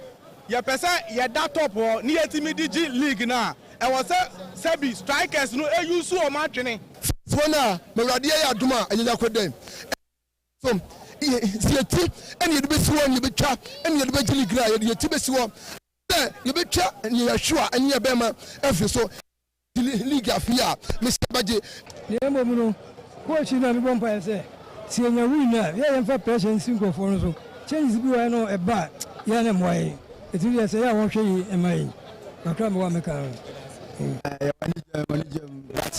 Yani because you play some chance to do and you didn't but next time no you say any be ko yama yabaje inshallah oh senior you see the make say kotoko de yate de pa o he players empinifo atama ye any boy na boys ne born de so far no de me to say league no ne dia no ne kwan no so na ma ye koje no league in the Africa, beji league no. Supporters more share some beji league. Ya jikura wi a yeba Africa. Ya hwese yeba kwa Africa. African common is yedi. Yedi African common is ye league nkomo biem. Wa de be bo ni bi. We na de tutu career de no wa to mu say enye ye ball ne league a yebo. O ti Africa na ye me ani bele ne kwa Africa. Where Kumasi Asante Koroko fans after the game, no, and somehow do me tuja has a walk and so cobalt draw. A brab woman, Holy Stars and a cowboy after the game, no, a month for so good a year as some more boating so ye papa say strike a better by go back okra untimin shem from my untimin twatra. Yaw among quite assistant coach and Okasa and the fire a yes some more boating nya chances outdoor then so untimi and shem from my house no Okasa the far home. It's at times as a player, you don't know what is happening to him. We know he can't deliver, and when you put him in, at times he disappoints in some way. So we are just going to correct him and then let him be on his toes and then do very well in the subsequent matches ahead of us. No. It's at times as a player, you don't know what is happening to him. We know he can't deliver. And when you put him in, at times he disappoints in some way. So we are just going to correct him and then let him be on his toes and then do very well in the subsequent matches ahead of us. No. Mami fa ni what scientific omo nkra to kakra bi sima be mienu na miensa. Okay. Na fa local service na to as ni what kakra bi Usafe Mwakwaba, Eba Niwad Scientific Hospital. Ye a team of medical scientists. I create a boom near the infidel was war. A juma, oh, Yasue has it. Yasue had it. Yes, I'll buy a sebi. Near time a good amount, said the coconon. The moon, ye do to a fiducial. The Mephidium Mushimu, the Mium at the potier, the Yarene Breo, Nesamium in Ya, Yarene do in the piano so. The Venezuela Yama to Yariasi, what the editing said.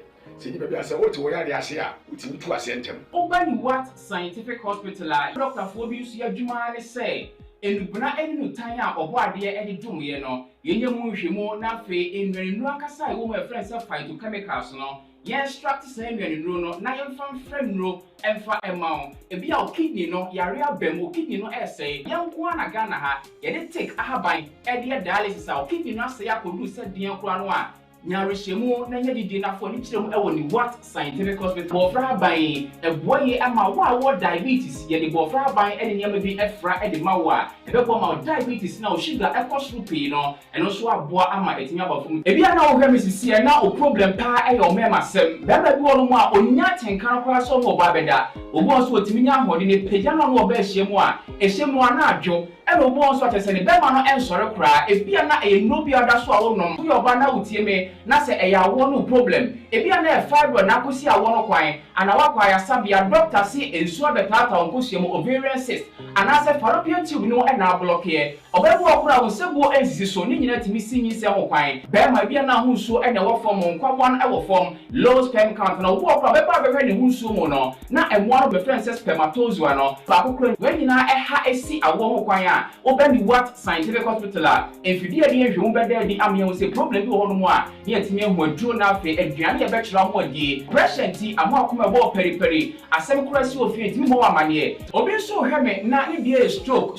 akawa tompam ye kwa wo ye ba wo so ntimi o kasa na pampan boni de akyire frɛ no halitosis yade ba ko a ya no wan obi o pɛ wase obetimi akade akyerɛ wo a ade bedi unya o kasa bia na obi atwene hwene o koda na nyimre o da o so antentem ye papa mo mpanifo no e free 40 50 60 years e ko animo no o prostate na ekese prostate enlargement e ba sauda o jonso antentem o jonso bebransa na ade ache e mane nka achi eme nkofa catheter ahoma nkoto ba memo abusuafo bi ebere nti manya adagye amoya de dia nyadidie sani what scientific hospital Ghana ha de o pa ya sabe ya dia ba frim die fidie e de twe enubena ena afa hode ni efra haban mu e de saw ya de mawa na eyeni what scientific hospital yi wo Kumase Atonsu Monaco Junction ya Dansura Bank no ene bi eni hwe enkran so ye o ma 7 ye ben Janet Corner dan no 0244 087687. In case you are watching us from any part of the world, whether you are in any African country or you are watching us from Europe, you can contact us on WhatsApp +233 244 087687 or on Google Map. Just type Niwat Scientific Hospital and you'll be given the exact location. Niwat Scientific Hospital. Nyanko Pwanda Rumenti Wamoto Edema.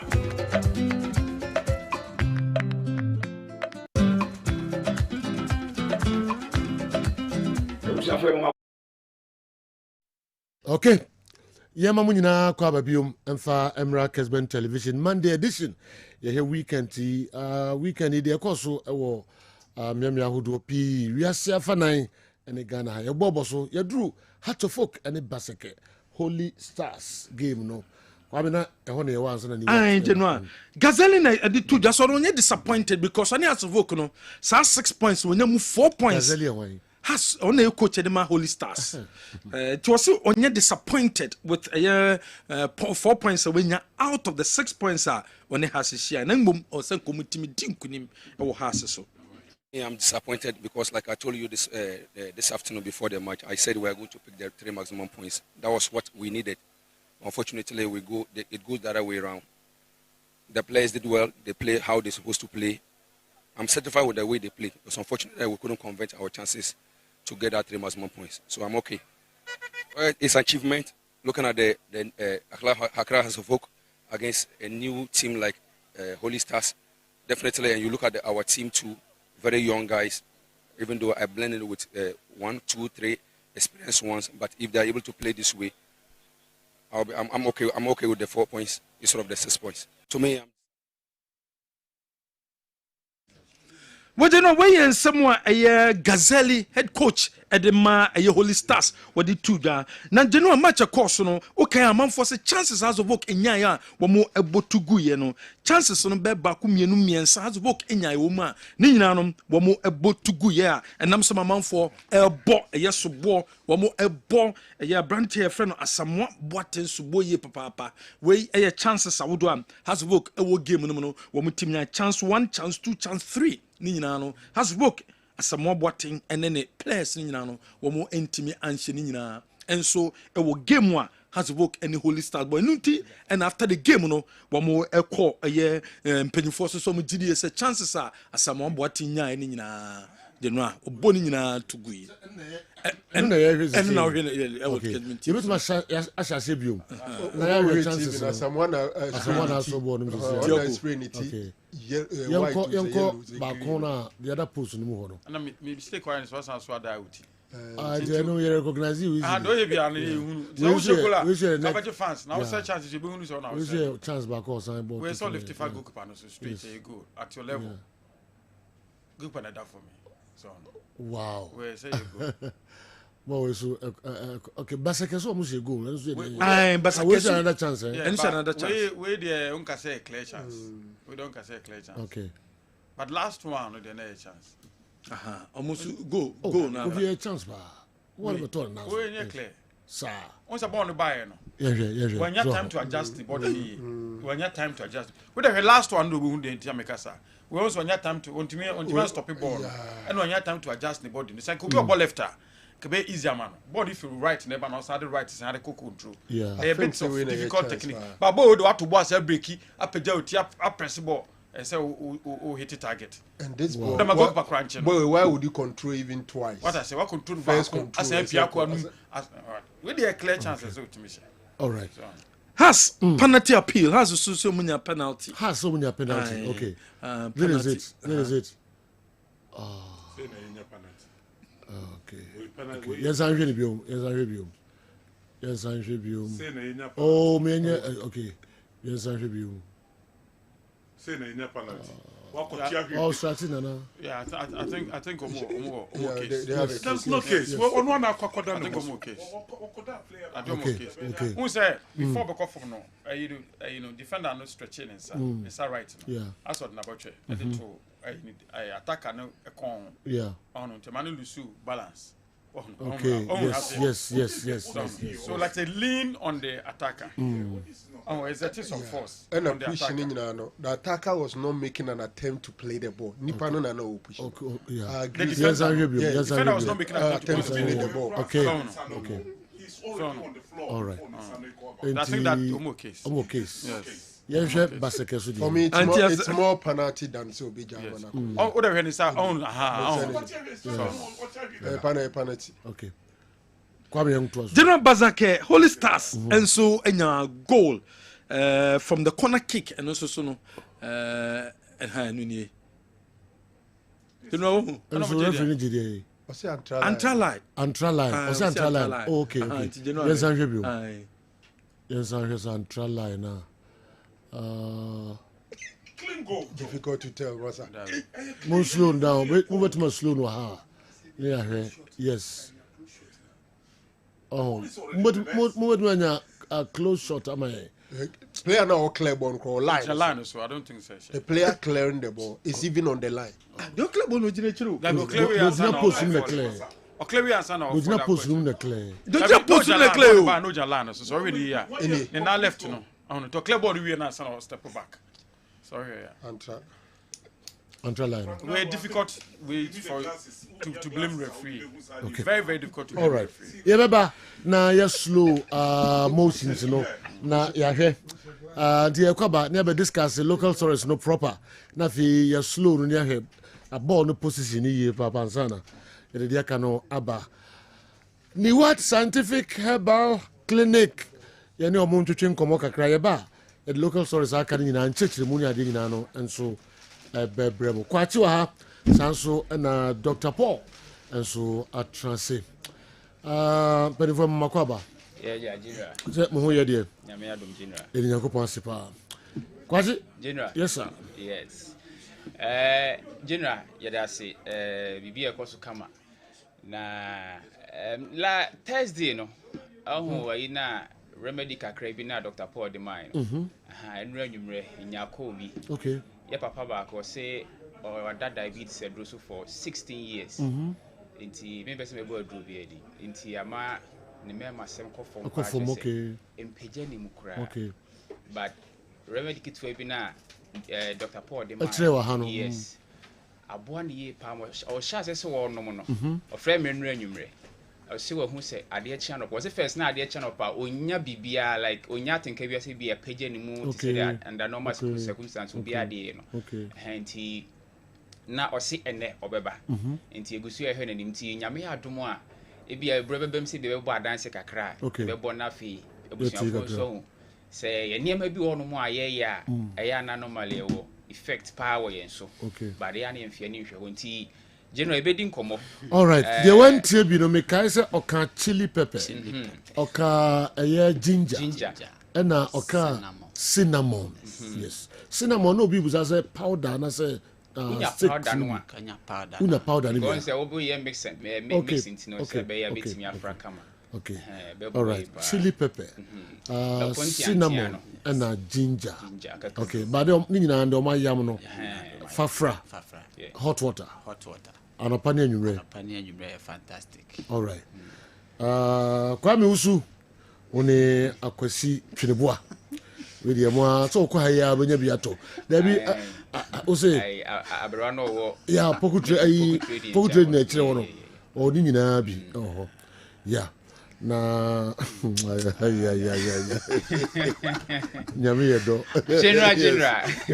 Right. We shall for the what scientific hospital ye ni mo ahia biom na ye besua ade na yahwe apomden ho sem kakra na ene ebedi nkomo kakra de afa egro ho ana se ebimu frɛ no wagashi wahabawi ebimu frɛ no wagashi okay ena ebimu so frɛ no egro ba ne bro for the Sodom apple okay ntina ne ebedi ho nkomo kakra na busuafo ho ahabawi esiwfia na yi no pa ni we na mbe hu ni se ena normal babia efifi nso babia soil ni nche danye papa aduane papa na udua bi ho enye no na we di efifi ho okay general very very medicinal as we bedi hu komo awie abusuani what scientific hospital ye ni mo hia ya de bi e ha wo no de betimi be ka kiro de ntimi so be ka kiro diabetes na ha wo pressure o mema sem ekofom ana wakote na mu nsanyade ukọ private na nso fita bi fro be ma no ba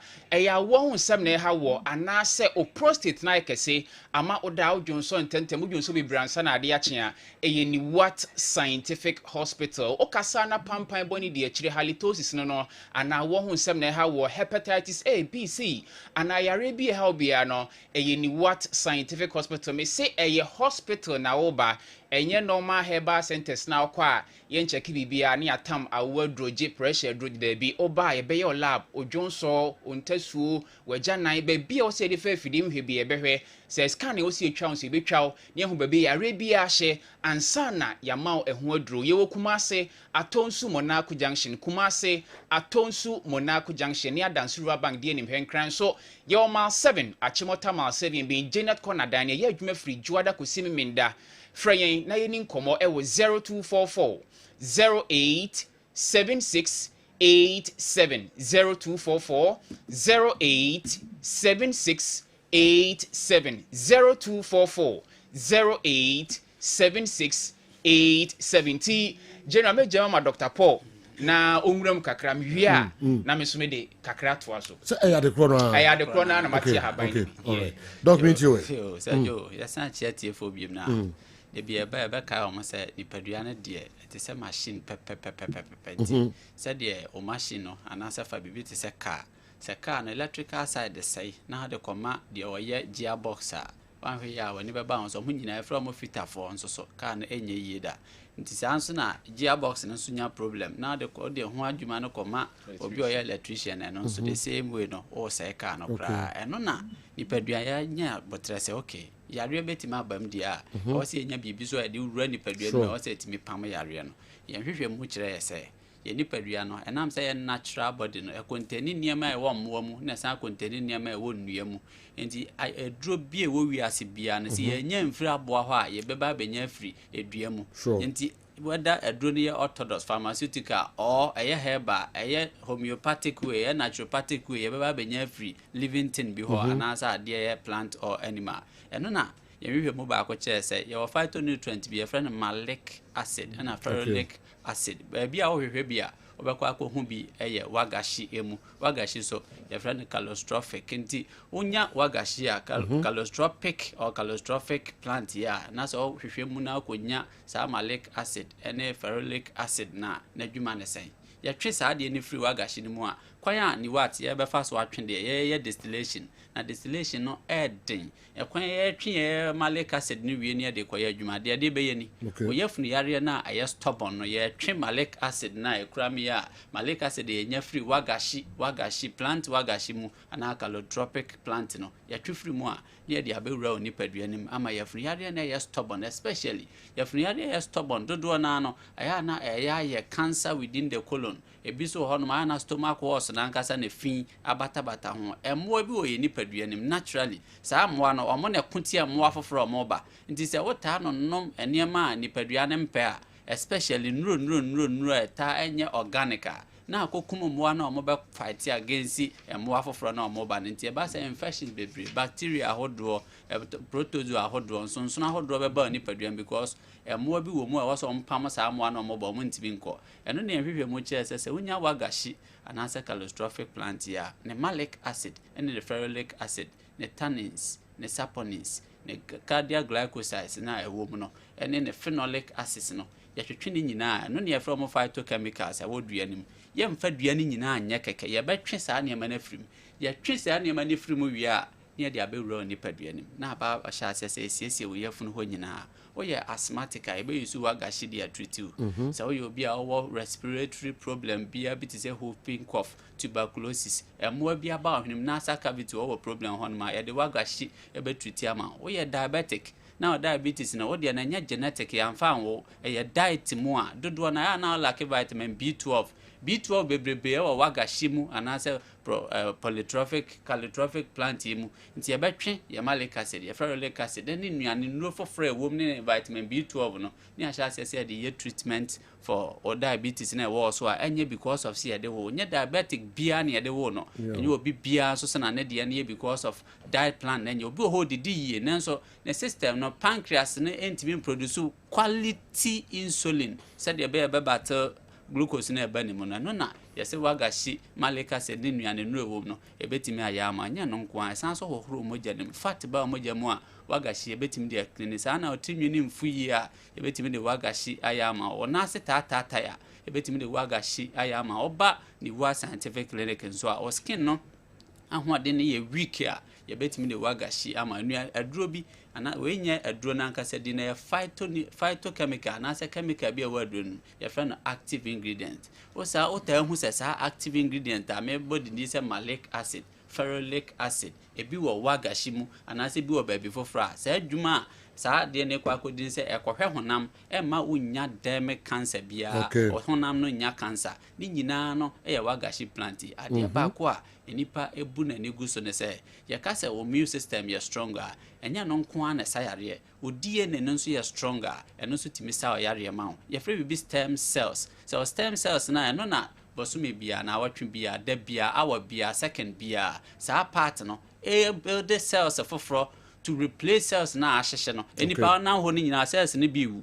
de ba de na be ma cells ne foforo aba eno ne ehu se okay enuane no bi wa plants soronko bi mu a etima cells ne regenerate ne ho eno ye stem cells no de na be ma who watches the watchman de be watch stem cells na ma matima ye o madwuma yi no ebi wa wagashi mu especially on the phenolic acid combine with malic acid na akwa yes adwuma na ma ti oba ni wa scientific no na bibia meka se o de nantia ho ne fa ni padua ne beja ye hwehwemu fa ni padua no ho wia ya ma ne nso ho a ne asan akɔyɛ hwehwɛ no mu afa nipadua na adeɛ pɔte ehia ne asan akɔhwehwɛ yareɛ no makɔ deep yɛkɔ deep wi a ne akɔpɛ ho pomasibre apɛ kwan pa yɛbɛfa so atriti ɛnyɛ ɛmɛma asɛm nko a ne yɛ ɛna ɛnyɛ diabetes nko a ne yɛ ɛnyɛ awɔ nko a ho aduro ne yɛ ɛnyɛ hypertension nko a ne yɛ ɛnyɛ typhoid ne other infections nko a ne yɛ ne mmom adeɛ bia yɛ yare a ɛyɛ caused by something especially deɛ ɔbɛfa no asase so no ɛa no atumrika aba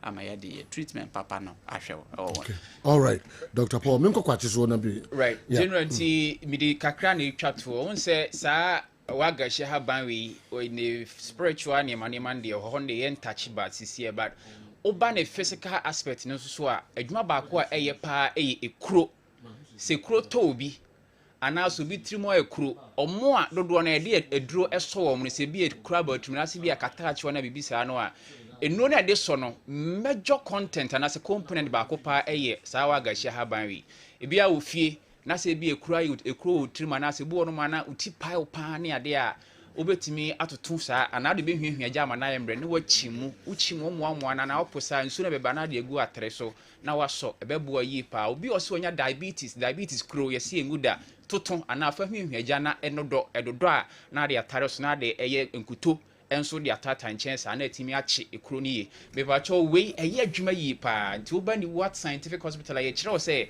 eye haban ho adwuma ne ye wadagye ne bre ye de behwe sa ne mani nyina mu na aboa ma yare bi ha obia no yetimi e de etu ase na ye kire wo nso amo ho bi wo fi a wo hu de obetima ye de afont general ye wo kuma ase atonsu Monaco junction kuma ase atonsu Monaco junction ne adansu rubank de anim hwenkransu yo ma 7 achimota ma 7 ben Janet corner dan no number ne hia freni ani nkomo e wo 0244 08 7687 0244 08 7687 0244 08 7687 general yɛbɛda mo ase paa Niwat Scientific Herbal Clinic Dr. Paul ene kwachi ene de nkomohwa bi abrɛ yɛn ɔsɛ cinnamon powder ginger na afi chili pepper monka mom na monfangu nsohyem anopa ne anwumre abɛboa mo sisim ye papa that I could see. All right.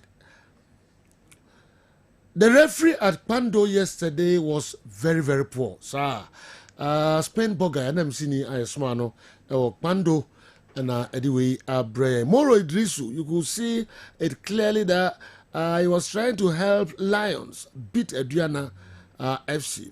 Clear penalty he ignored and was given unnecessary yellow cards against Adriana FC. And MCNI Spain Boga Ayesmano, Pando. And this I report and so a Brian. Michael Ababio Nema anyway, Abba, I've learned something from what I usually say that you have to always learn or take something positive from a negative situation.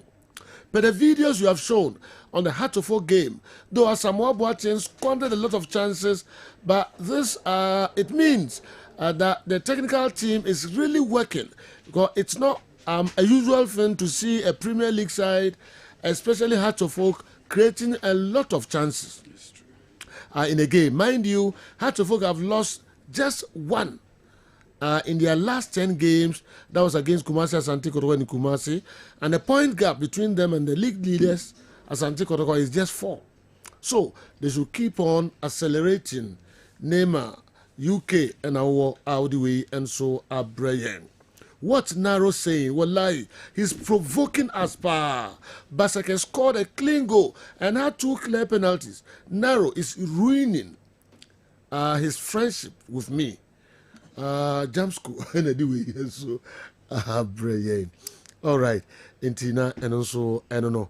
Maminfa we intro to an nin komoka krebi and so Barcelona almost a ball not try line. So we have to see the clip. Say yes, say in this the movie. Clip never any the judge. Yeah. Into my better angles. Into namu slow no my enhwe at the frontier mo say ball no. Clean goal. Oh no. Also no jala no clear. Yenhwe kofi yenhwe ni. Yenhwe ni mo slow no my enhwe. Okay, when na. We say who's a ball no try line now. Very nice. Yeah. It's inside the post. Come on. What's the problem when inside no boy, Joe? Answer. No. Sir. Anti-lie. In any case, it's a difficult thing. Yeah, what democrat? And then imagine the referee. So difficult to blame the referee. Said that let's say the line. That be so about that be about baby. Come on, you just say we straight over from this angle. We say Ben line because no our kick ball. So no, baby, we have been none left no. These guys in the post now all clear ball no. So you have an share, and I'm share inside the net. I'm like, at what point I'm born share? Which of them? I'm born share. Okay. You know all the born in a line. So. A clear ball, and now left is line. So now we should she be omudin na hey I will stay picture ni. Omudin line. So he fan the fa born for share. Ah well. You know. And also on the evidence of this dear. Tony mbutuma in here. I don't know, some more na mose abuhu sa atra line na. The Asian no head here. You sa seriously. You sa. Let's see the Basake penalty claim no so. A penalty claim no two penalties. Okay. But this one they very very difficult. And I think that even if I'm saying that even if say a cross line as a part of it cross line, it's difficult for you to blame referee. Because the opportunity or the way I heard about 2-3 times crown. Difficult for you to judge say we. Whenever basket we have chances no say. How we has penalty now no. Also basket sunya penalty too. Okay. That's what and I hear some message no kind. That is what the person. Omo fan me. Okay. I listened to one Kumasi Asante Kotoko fan on Kickoff Sports today, and he was so angry that Kotoko struggled to beat Karela FC yesterday. Because I think we sometimes exaggerate Kumasi Asante Kotoko extremely. Because if it were about only investment, then PSG should never draw or lose a game in their league. Also, Barcelona lost at home to Las Palmas and Leganés. These examples indicate that football results are sometimes unpredictable. So we need to understand the game and stop always demanding automatic results. Kumasi Asante Kotoko is on top of the league due to the 1-0 victory, and we should encourage them to remain there. Didi and Asadiwe Abraham. Yeah, stories in Mukakra. Score lines, any the PP free by league, maybe 80 nafi news kakra or minimum confirmation chance. Okay. Naka me pe good I send I don't feel send message bro if you Mama Alaji Mama Salia. And for second or the Tosu, what was the performance of the referees in all these matches on okay? Okay. Because some lose match by quite hell break loose GFA top officials now some referees so may say that one I see 3 matches when we need 2 names so draw 1 you are happy commending your technical team but one can't referees in the performance in those matches now we need and now what draw now what 3 matches and we lose here probably what no performance is and then oh no then only situation will be lose match in Kwana hell baby lose Ghana. Oh no, we have to be fair. We need we praise your coaches, you praise your players, we lose there and the referee now, no matter what the referee now. And even in the situation it's so difficult to say the we matches. But Yenti na ne do sudi over to us Kofi Elubo na ne do. I see the goal was disallowed because the kick of the corner kick went out of the line. Because the corner kick went out of the line. Please check the interpretation of the referee. On the corner kick in the crano, a falla post I see. Yeah. And sana ebe momo kom kick is out. Now, we should check the interpretation of the referee. Referee interpret you. Mindim there's a referee na interpretation maybe there. No, normally say referee na bi o ha referee snifa signal obey signal. Okay, let's see. All right, yes uncle Bium. Na say a try na antra na yehu referee no the oye ya which match say a try line and say antra and I don't know the referee is not in the picture. Okay, Oni referee in yes and okay and the about how the ball no to net no referee no interpretation no It's not clear. Which also pija in Sabako. Referee. And a referee change. Yes. But then it's all right. Yes. But it's all right. Yes. It's a boniface. A fair chain by, yeah. You know these things, yeah. One camera is very difficult. So another camera has movement of the ball. Someone indeed a call. I try to do a lubo. One boy on the TV. You see, yes. You see the. Then I knew go. Who's go kick? Yes. What you go kick? It was it. I was online in a train. Pejano. Yes. Post next. Yes. Intina and so I don't know. It is any line across on what we said. Tra nantra. Nemum. A fair tree in a buy. We are not the free war. The fact of restarting game with goal kicking no trade. It's should be as a offensive fair tree. Become clear born the game would have continued. Yes. It should have been in play. Yes. But almost stop a restart with a goal kick. So now I'm beginning to understand what happened. When we say after in clans, no, the referee blew whistle. Yeah. So you know, Basaka Fono thought say referee Ajigo. Yeah. So Omusha said so more running. And the referee sounded in such racing, then they were amazed as the referee. Yeah. So I think it's a corner eba na supposedly a talent. That's a referee Yeah. And before the referee could blow the whistle, that's our first instant Nessie. I can't hear the ball number my quano, I kick ball my window, I clear. So the referee whistled, thinking say movie say referee Ajigo la mao. Oh, say they started running. And so referee indicated then they will show their disappointment. Yeah. Okay. You must understand the line Nanadu. What Osha didn't give Baba. Baba Shakan. Yeah, Baba Shakan. That's the wow start. Say Kala signal say Bono. Gonna no try Basaka so say omunya penalty yanhwe no so. Penalty na pesa me hwe. Yanhwe no so. I know so na yehwe. Okay. Basaka penalty appeal so. You know really. Yes, I review. Yes, I penalty. Sir. Similar to house cross. Okay. Yes, I review. Yeah. Fashion anymore pushing straight up. Penalty. Could you make a penalty? Me make a penalty. Yeah. What penalty? Yes. Okay. Penalty. Okay. So you see what happened. The striker and an attacker, intelligent player. Yeah. He was looking for the penalty. He was a jab on. Yes. But the control ball or the left leg the jibon. So he saw say we know we cannot debano. On my body. Yeah. Obe apprehend no. So that say. Inti the nine right so the control ball no janu. And or the left. And or the left in the cost of ball and then or the body need the man and then Ghana so the Mirikasa bump into him. Clumsy. We penalty English Premier League. They are not much say clumsy tackle. Yeah. So no. The penalty. He was smart. And the referee was right there. He was smart. I don't know the referee, you know. Into a one, you know. So no.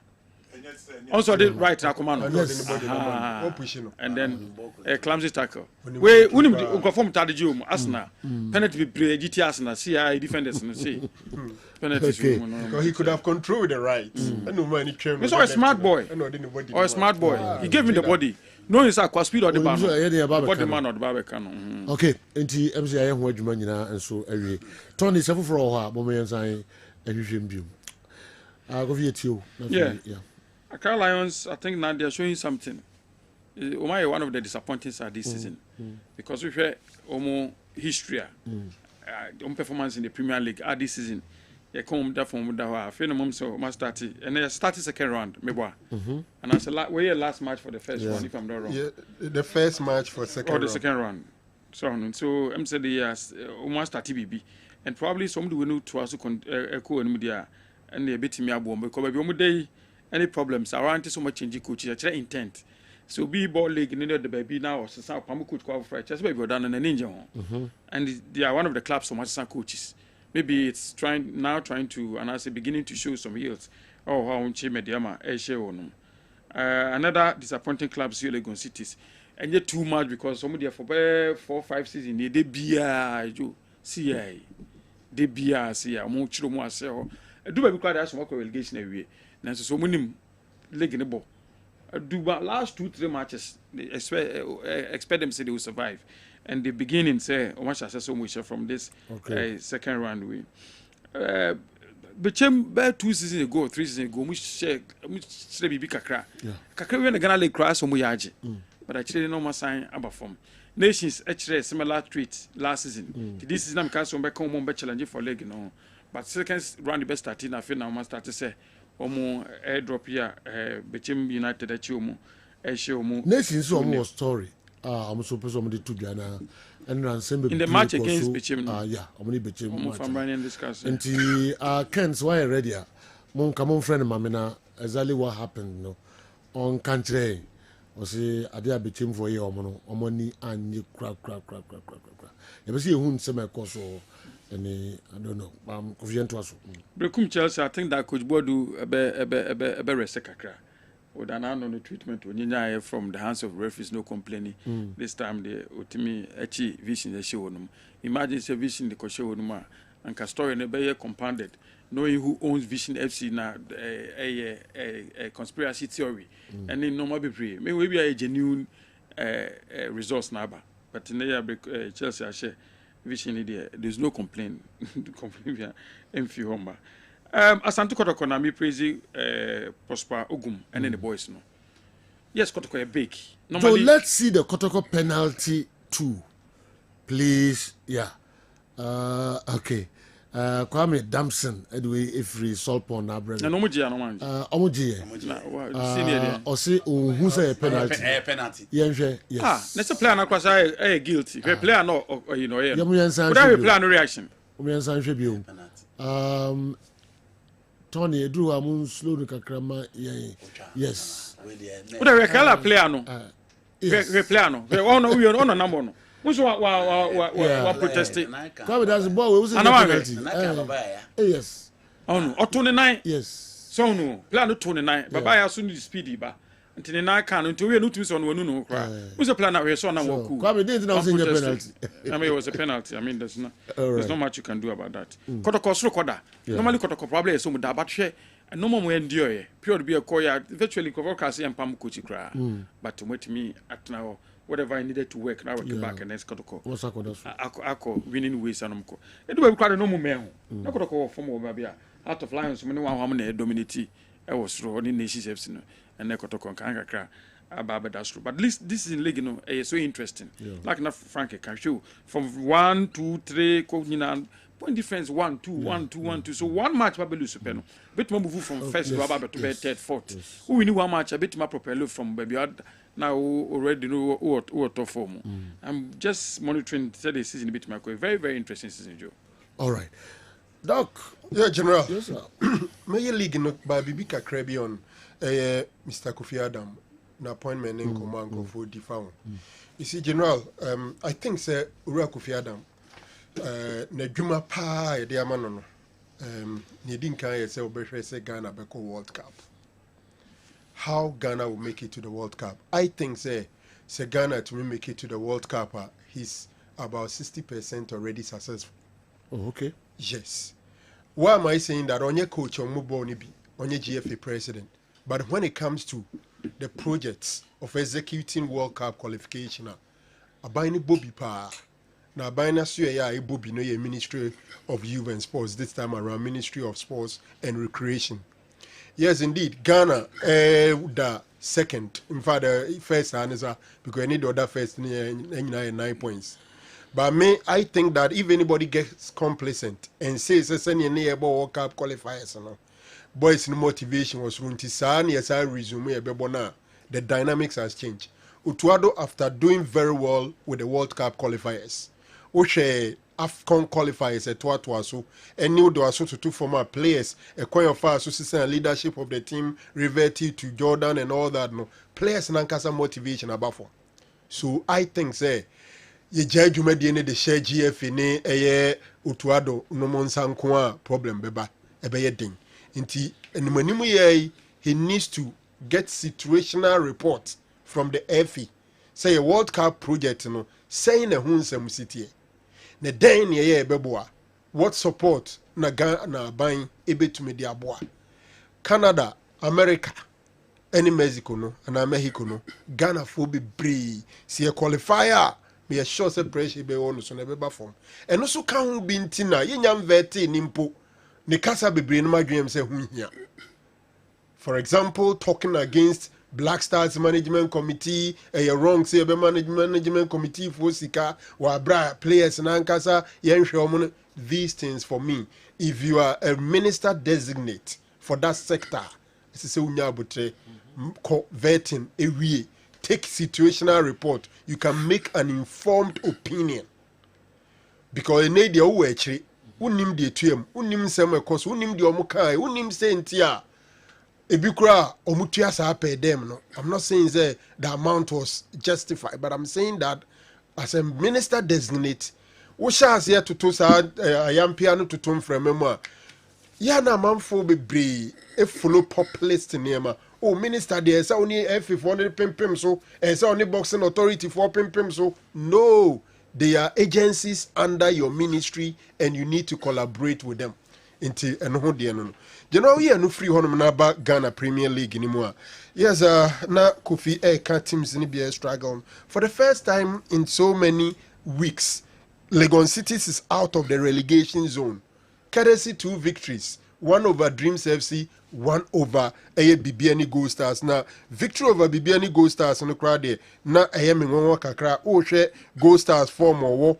Any body ma war to the extent that all corner not order first. But Legon Cities managed to beat BBN Gold Stars. And I think that 2 goals, 2 victories, Apejo free relegation zone. We are in the second round of the league. And House of Oak may come here say Basake di omani afimu. First leg game na Basake share 1-0. Ewa Accra. A shocky amanfo. And ahead of this game, Hearts were playing well. So the expectation was that Hearts beko akoteno. But at the end of the day, it was a goalless drawn game. And I think so Bebo Basake Abaso. Gazali say Oma picking 4 points against Asofok in the season, and they are happy for that. General here Nufri Omar Santikodoko is on top of the league for the first time. And I think say this is the season. Serbia Kotoko from this is the oh, not for the first time, at least. Omar back to in many weeks. Omar top will be because when you started and many one Omar top back on Mufri Onum. And munya a set of defeat, chain of defeats. Emedru baby no BFL say Ogum say Omujano coin. But now Kotoko is back on top. Omulidi with 34 points. Bibiani Gold Stars were a strong contender and lost with 33 points. One thing is that Kotoko team Nankasa undergo a lot of changes. From almost started with 4 back with Justice Blay as one of the center backs, a change called the 3-back system, playing O'Neill, Justice Blay, and Ablo. This time around, blame if you say blame movement to the midfield, no, and necessary Kotoko fortunes, even though other players started playing. But the moment Justice Blay was moved to the midfield, say Omo provided shield and former central defenders, no, Asisa Niema Bibre. Yes, Utie Kotoko fans, and they were not happy, say 1 goal pay through penalty, no man, ade. Sometimes clubs will bugi side. Now ya hun check in the histories and you realize it is so difficult for Kotoko to beat Karela at the Baba Yara Sports Stadium. Me check here, I'm saying it occurred once, be 2-1 be. Omu games in now Baba Yara no Kotoko to me check Karela. I think at the last 3 or so, they've not been able to beat Karela at Baba Yara. Karela no, omu boy, nti sa ombo anti komo de be omudano. They played so well and so committed.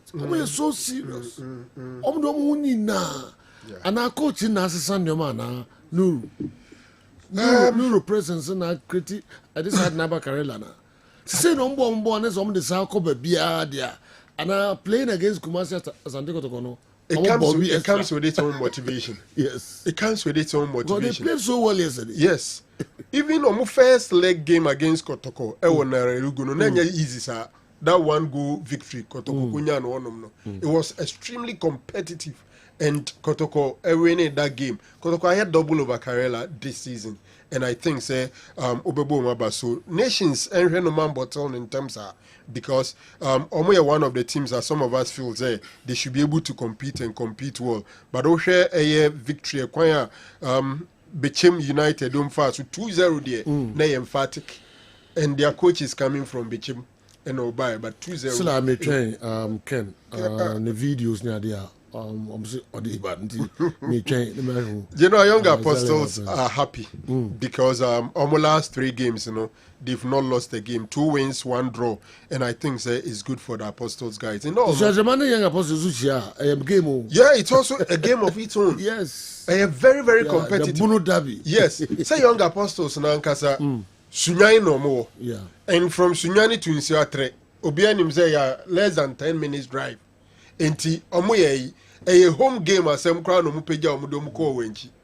Enti owura dom famo ne apostles or the same Nsiatre no mu ni mo. Enti e derby kese, and it was extremely competitive. Enti nyawa say young apostles for nya 1-0 victory no. Omo ni agye min check the pressure in Suatrema as I say they my prekon, because even as last week not pressure not as say let's see how omonso ebe one team general omo embema omo so kakra second round Mediema. I talk a lot about Mediema because I expected a lot from Mediema. Omo game no, I think Friday and Accra Lions 1-0. Accra Lions in form. Mr. Dote, I hear a lot for Mediema, but Nanseng and Shadan Koyi, Omo results now Munyano and Koyi, and the information I'm gathering is their next coach is basically ready, and it looks like Ibrahim Tanko is going to take over Mediema. Oh, okay. As their next coach. You know, Tanko a party way with Accra Lions, and Komudia Medidi say Omoni Tanko okay. He could be their next coach. Probably any next game be the next one. I see. The Mr. Adotebe go back to the technical director position general. I see do I Di Maria manager. Tetima no say yen hwe kotoko penalty no na yen hwe hat of folks there no. Aso who similarities bi wo. Has there na ya no. Any kotoko there minimum. Also mean compare the mienu ma no. I see a show ni mienu nyina. What does he offer me? Dey na hu ya ade kura na enye je ba ko ne ya nye ba ko ana. Because ya ka has any mienu na penalty. Yes. See ya ka say ni mienu na penalty say dog kano. And ya ka say Accra Lions so dey yi dey no. Basake for the referee no ignore 2 penalties in that game. Yeah. Balance equation. Balance no. Kumasi Asante Kotoko has firmly established itself as a front runner of the Ghana Premier League, solidifying its position as at the top of the table and emerging as a strong favorite to claim the title. Earlier this season, Team Menu faced significant criticisms, but the coaching team's unwavering faith in him, combined with his dedication and hard work, culminated in one of his finest performances yesterday. Let us continue to rally behind the team as they strive for success. With the right support, a double triumph this season is within reach. Ohineba Kwachi, Cologne, Germany, and anyway, I'm praying. But General, watching Kotoko, they should prepare somebody in the absence of justice play.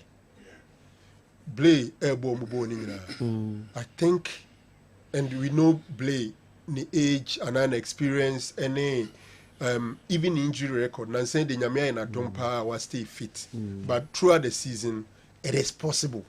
And I'm saying that Kotoko should start preparing, say what happens? Okay. I think they are not preparing any of the guys in that position. Yes, they are not preparing them for it. Okay. You know, as I'm a player, I trench onye minutes bia na grind. I feel na the neighbor a problem. Until they have to work around that. All right. Very important. But this is when your contract extension, right? Blay. Yeah, I'm on a contract extension. I don't know if he has signed. Yeah. Okay. All right. Young fire in international kakra mema and the came and so away. And now in that some kitu akra Kessben media any Balm of Gilead. I kabom ekotai a Asante Newtown. Inter-community game. Yes. And the general final game. Yenya Sony Alaba. Wow. What a match. What a match. What a game. What an atmosphere. Yes. And now for me, Bisam who say, Kotoko bon match over Bayara. Yeah. In a nipa, abe fun kam, a hose. A fabi nya baby now. Na idea any drew a bina for a din kakra. Yeah. Nina is a gala about 52 teams and getting involved into and run a final match no yeding. na Alaba ene yenya also ahead of the game na obi anim say Alaba is the favorite to win because competition no mobile boni pa and no support e won no easy nso no mobile obi amfaka nanti from Alaba no maba nti edubebna people were even scared say can we complete the game and I bet me real game na but you know almost selling very very good match Edimaye himfuni atitiri ne nintin ba won so no na amade na ye colorful and BOG Vinegar was fully represented. Oh, by and near bucketing reason because Kessben Media and BOG Clinic, Ekabo muye one team, any organizers and only coaches no, and so EDC that game ended 2-2, and our modi penalties a share. Kessben Media and BOG. Yeah, sure. No. Oh, some in my brief, me guys, but doctor. Chance now, Missy, you know, almost we are no show. Yeah, there's a cat videos, no. Na born, I'm saying yawning debt. When you get it, Tony Montana, yes. General, na a very, you know, the winner, no, in a box of a BOG Vinegar and no giant trophy and so come on and no gold medal and no 15,000 cedis a year 15,000 Ghana cedis cash and so eka what the momo you this second no and so in silver medals a box of BOG a year Vinegar and I from 7,500 Ghana cedis and third and fourth ninya 4,000 cedis and a fourth ninya 1,500 and at the end of the day and paying for SRMM medals and this BOG clinic more FI Jumedi Kano Omudi to just say they were so much impressed and my senior no pay Dr. C Sudiano as I can say almost any more next edition no beye krabe hwe na better asinsi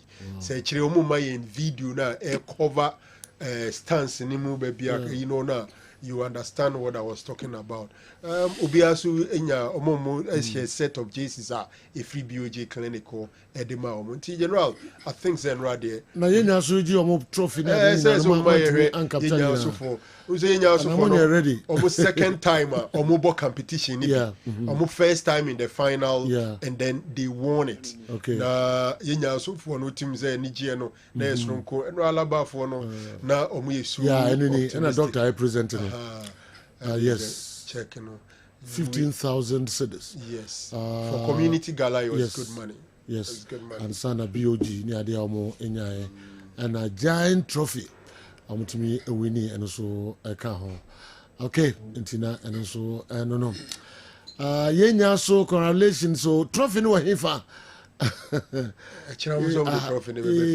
I'm from right yeah that's a trophy okay inti yenya so na minim so mbetimi asha Alaba because Alaba semi-final game no boy no easy semi-final game yes and them say ehunhura obia police commander yes a game in free last week in Famra this week because neni pay be go na ade was ro yamo bibia so abaso Ricardo ne Osemu ne Odenke medical team no Nana Joa Poma all the medical team guys they've really done side attraction among for nya enso no obi pura no compete so Orania no mo body so Joa fit very fit in the goals no the penalties na e call ni nyina no ntumi capture I mean we some capture ni nyina but bia mo you know free and call china mo men show away penalties no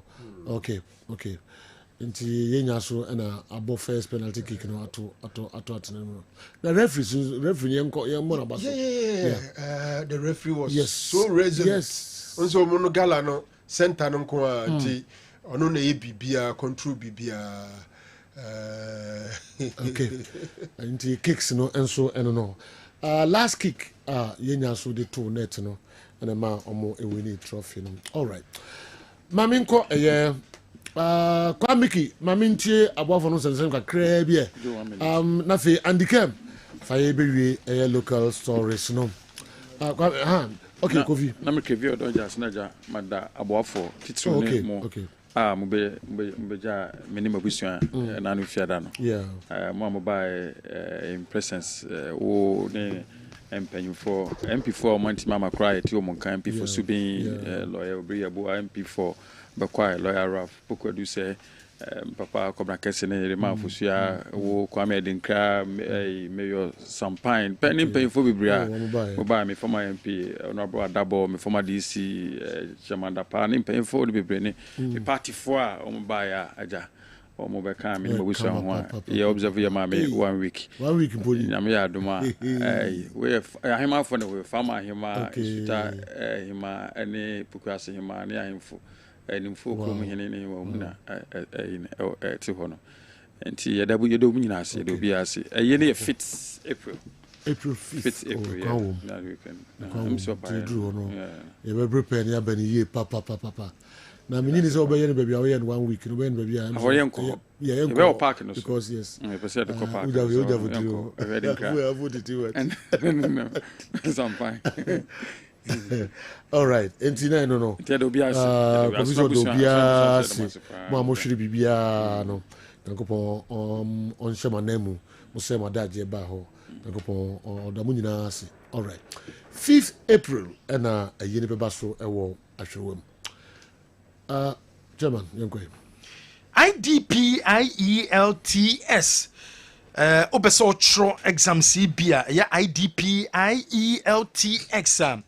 Omo launch and as a Jumedie no koso our crown 28 Kumasi any Accra 28 and a Jumedie bebaso Accra 28 Kumasi 29th into a student nurse doctor and as a professional be a Jumebia we bia and now peso to kwan manone I was say manone na o peso to kwa kusua de no also kuta and as okuta IELTS one certificate ni bi enu nti opportunity no said the be obetimi aba be chro exam si na wo so etima pass na wo so opportunity na ba ma otu kwan a wontimi ankonya problem bia wo ho enu nti 28 Accra 29th Kumasi opemu nchemu bia number ne 0537 210172 0537 210172 obetima frey wa number we so HG More present Night of Love.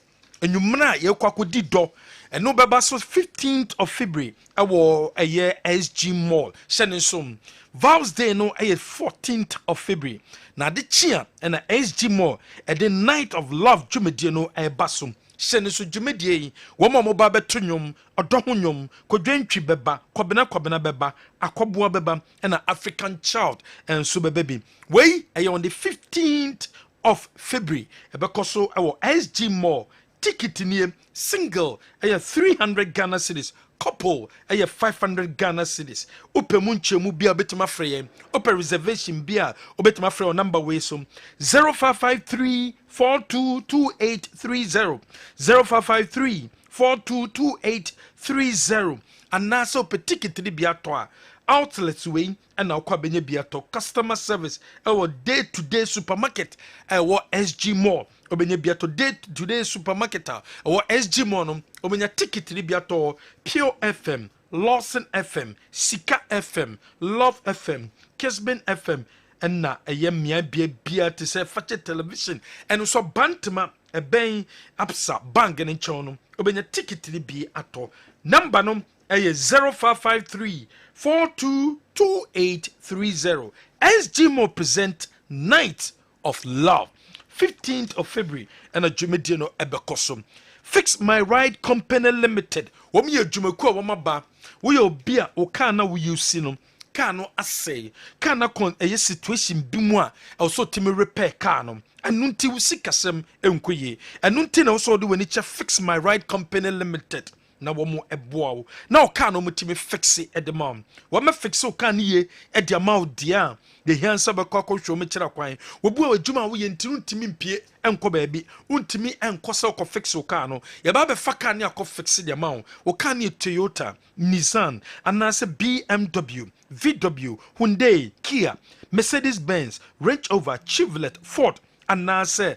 track car bia wo yusu bia no yɛn yɛbɛtumi aba gika no kɔ ne afixe ɛde ama wo yɛn number yɛ 0540 556020 0540 556020 Ejaba jewelry ejaba Prempeh 2nd Street Adum ejaba Aston traffic light no asim ejaba some fun to when na no pay wedding ring engagement ring promise ring chain bi na pa tu kom opade bi de ato nsa kohwehwe ejaba jewelry ne kira kwan ye wo 18 karat gold yellow anase ope white gold ejaba Prempeh 2nd Street Adum Aston traffic light na se your number is 0277 104488 0277 104488 offer number way so ye bejo so tonchi herbal capsules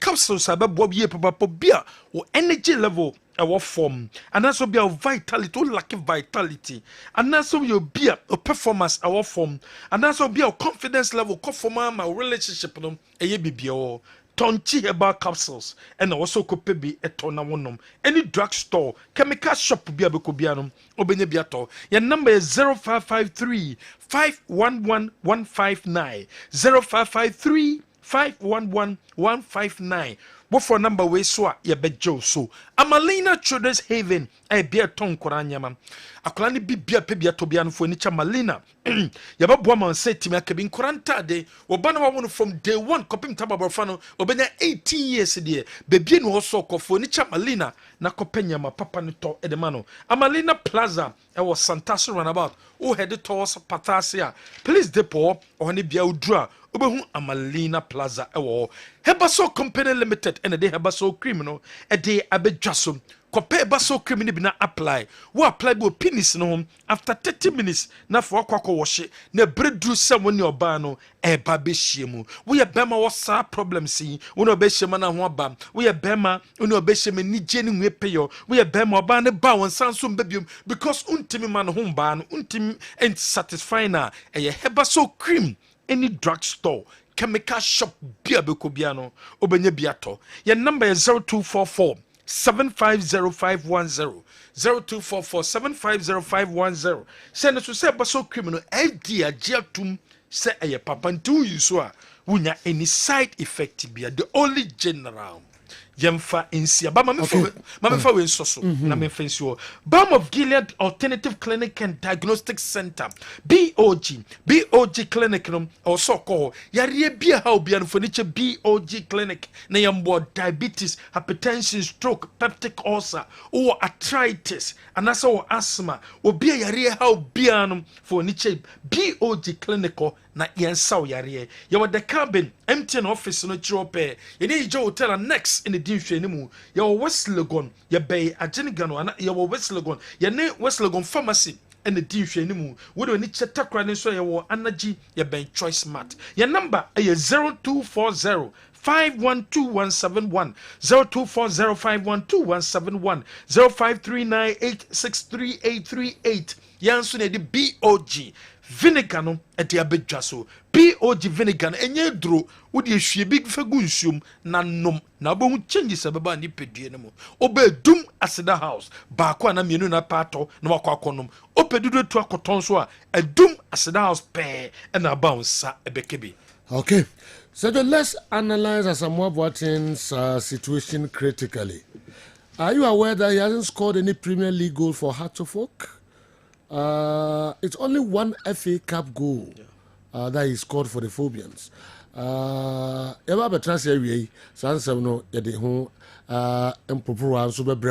want to know if the authorities in charge of ticketing of Kumasi Asante Kotoko home matches are really serious. Yesterday, about 15 minutes to 3 p.m., there was a shortage of tickets at the Asokwa gate, allowing most of the supporters to enter the stadium free. Even the Ashanti Regional Circle's chairman was there when we were doing everything. When we were doing everything possible to fill the Bayara Stadium, others are also driving them away. The authorities should be serious. Michael Jemfid Wefri Kentin Kronone Brain. Yes, it became any Legon. Sorry, Omoni Nations. Never because of pitching so kakra. Okay. Became United and in Legon. Sorry, Mr. Legon. Nations FC. And then of course of pitching so Omodu Noma or post pneumonia. I ready. And come mammy, we any pictures are. And our videos are mean Nations for no complaints on the general I say you coach or buy no team she be chum for no or buy one she be chum on show me than 2 teams a match them will be a capture from the stand and then of course woman Tony what's going on. Okay, Andy yeah we are too bad. Time no, yeah. The Yankasane, okay. The cost will be cheap. Because I found now, okay, say, or you're disappointed in them. No more finding the team to cost stadium, or coercive no do Michael or say. So decided in be show 3 months, or be disappointed. Okay. And find 2 teams or coercive no do Michael or say. And you find say we money or honor. Okay. So corner 3 points now for coffee. Don't expect so much. I'm gonna go post room now. More do you now these things are okay. We are punish you. Don't do me long before say what and I need to say one of Papa. And the interview. So yes, sad, you know, you be disappointed. Na Didi Kase Basa board draw against Las Palmas and on board draw. Basa fans omun say Mahmoud that say Basa board draw with Las Palmas. They criticize them. So Sekotoko struggle against a team. You know, last 6 games, you don't expect the fans to clap for. But ball, my friend, ball, Andy, and your ball. It still doesn't change the fact that they play 6 games without a win. In change your way. Okay. In Tisano, the But we are Kotoko. It was Kotoko. It was Kotoko. Don't be your game. Into a more pedem or Kotoko to pedem. Tia, information center for the sports. Information center for the pedem was there day. You know what else you had it? See, I am pajama. Listeners, no. A bit day a top at no in so be all baby. I will pay Janidium. I was so wow to pay more. Never to us 4 p.m. and then I will Kessben extra time to be so. You pay my breaking news with the phone so about my